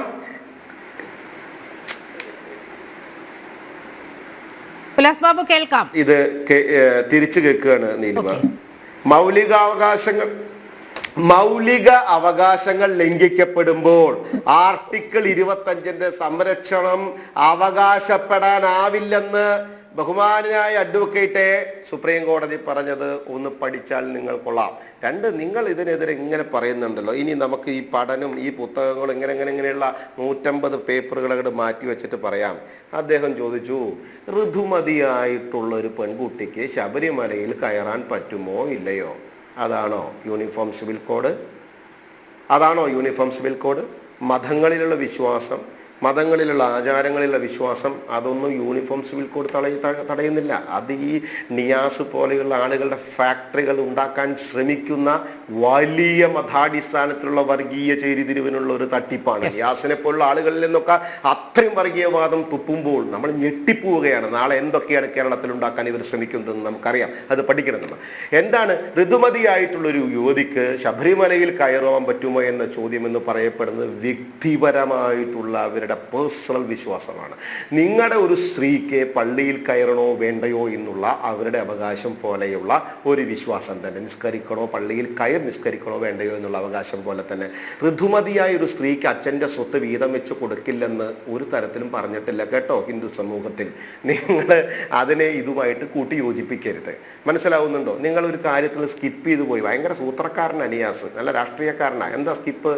2 പെൺമക്കൾ മാത്രമാണ് ഉള്ളത് എങ്കിൽ ആ സ്വത്ത് അവർക്ക് കൊടുക്കുമോ ഇല്ലയോ എന്ന് ചോദിച്ചപ്പോൾ 3 സഹോദരന്മാരുള്ളവരുടെ കഥ പറയാ. 2 കുട്ടികളിൽ ഒരു ആൺകുട്ടിയും ഒരു പെൺകുട്ടിയും ഉള്ളവരുടെ കഥ പറയാ. ആ കഥയല്ല നിയാസെ ചോദിച്ചേ. ഒരു മാസം മുമ്പ് തൃശ്ശൂർ ജില്ലയിലെ ഒരു കേസ് എൻ്റെ കോടതി ഓഫീസിൽ നിന്ന് വന്ന് ഞാൻ കാണിച്ചു തരാം. എന്താ അറിയോ? 2 പാവപ്പെട്ട പെൺകുട്ടികൾ, അച്ഛൻ കഷ്ടപ്പെട്ടുണ്ടാക്കിയിട്ടുള്ള ബിൽഡിങ്. നിയാസ് തൃശ്ശൂരിൽ നിന്ന് നിയാസിൻ്റെ വീട്ടിലേക്ക് യാത്ര ചെയ്ത് പോണ വഴിയാണ്. ഞാൻ അവരുടെ സ്ഥലവും പേരും പറയാൻ ഉദ്ദേശിക്കാത്തതുകൊണ്ട് പറയാത്തതാണ്. ആ ബിൽഡിങ്ങെ അച്ഛനൊരു സുപ്രഭാതത്തിലെ ആശുപത്രിയിൽ കിടന്ന് മരിച്ചപ്പോൾ ഈ അനിയന്മാരെടുത്തുകൊണ്ടുപോയി. മനസ്സിലാവുണ്ടോ? ആ പാവപ്പെട്ട കുട്ടികൾ പെരുവഴിയിലായി. അതിനെ ന്യായീകരിക്കുക ഒരു ഉളുപ്പില്ലാതെ.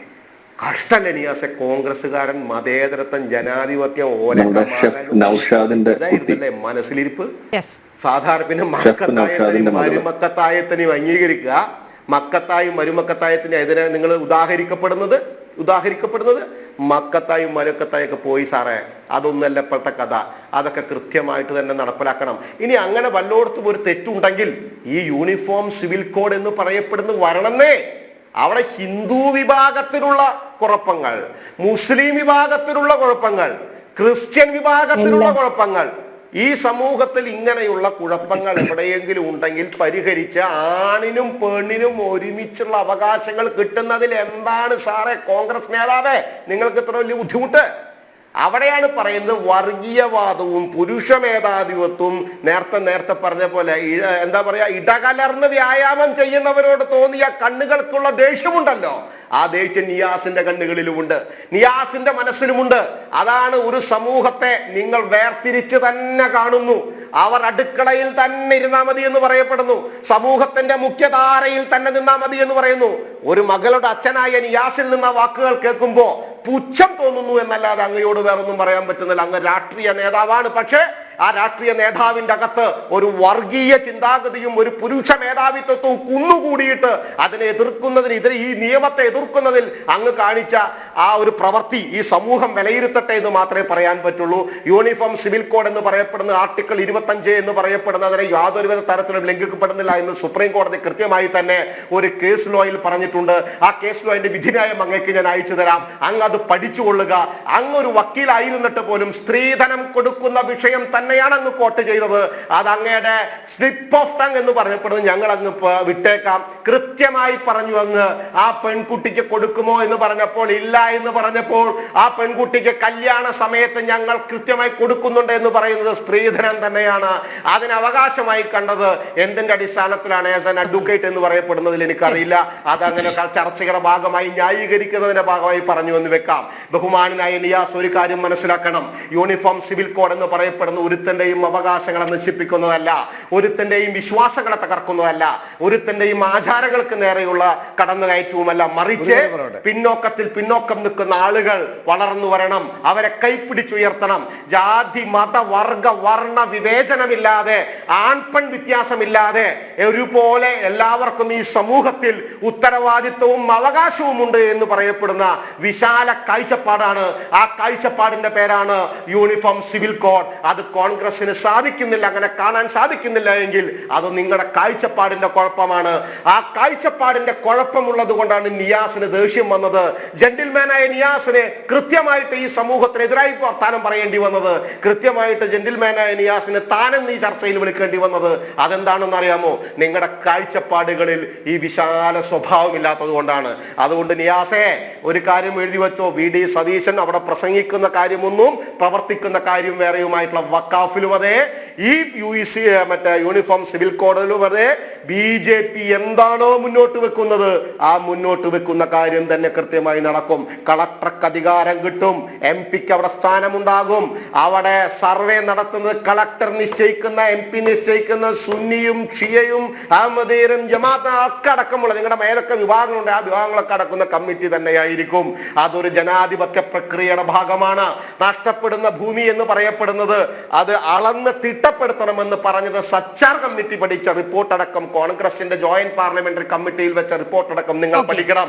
ഇത് ഏകീകരിക്കണമെന്നും റീസർവേ നടത്തണമെന്നും കോടിക്കണക്കിന് സ്വത്ത് നഷ്ടപ്പെടുത്തണമെന്നും ഭൂമികൾ അന്യാധീനപ്പെടുന്നുവെന്നും ഇതിന്റെ സിസ്റ്റം ശരിയല്ല എന്നും വഖഫ് തിരുത്തണമെന്നും അതിന്റെ ബോർഡ് രൂപീകരിക്കുന്നതിലെ ശൈലി മാറ്റണമെന്നൊക്കെ പറഞ്ഞത് കോൺഗ്രസിന്റെ നേതാക്കന്മാരാണ്. കോൺഗ്രസ് വെച്ച കമ്മിറ്റിയാണ്.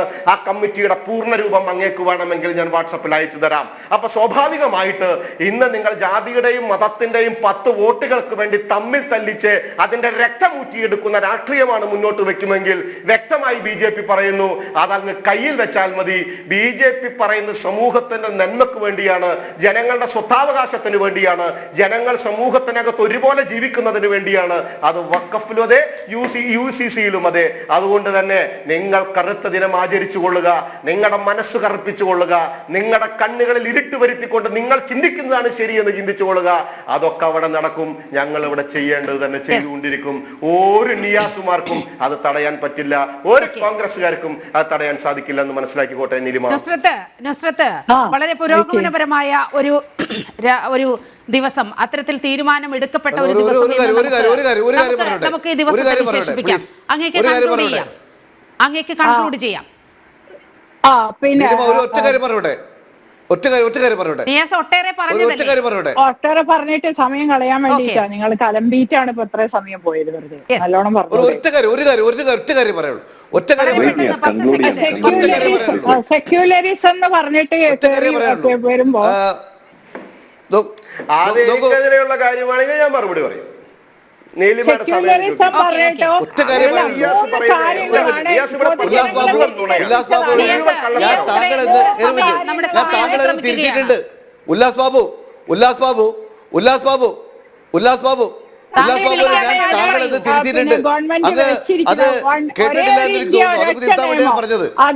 എല്ലാവർക്കും പറഞ്ഞത് മുസ്ലിംന്റെ അടുത്ത് പറഞ്ഞിട്ട് UCCയിൽ പറഞ്ഞിട്ടില്ല എന്ന് നിയാസിന്റെ പാർട്ടി ഒന്ന് ആലോചിക്കണം.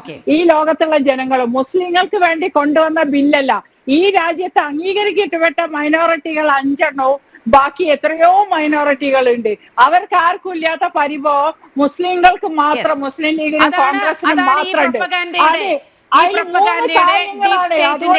ഒരു ഇരവാദം എന്ന് പറയുന്നത്, ഒരു രാഷ്ട്രം, ഒരു നിയമം, ഒരു നീതി എന്നതിലേക്ക് ഈ രാജ്യം പോകുമ്പോൾ ഇവിടെ കുറച്ച് വോട്ട് ബാങ്കിന് വേണ്ടി, ഒരു പ്രത്യേക മതവിഭാഗത്തിന്റെ വോട്ടിന് വേണ്ടി ആ വിഭാഗത്തെ മുഴുവൻ ഇത്തരത്തിൽ തെറ്റിദ്ധരിപ്പിക്കുന്ന നീക്കമാണ് നടക്കുന്നത്. UCCയുടെ കാര്യത്തിലായാലും വഖഫ് ഭേദഗതിയുടെ കാര്യത്തിലായാലും ഇത് തന്നെയാണ് നടക്കുന്നത്. വളരെ പ്രബുദ്ധരായ ജനത ഈ സത്യം ഉൾക്കൊള്ളും എന്ന് വിശ്വസിക്കുകയാണ്. ജനൻ ഡിബേറ്റ് ഇവിടെ പൂർണ്ണമാകുകയാണ്.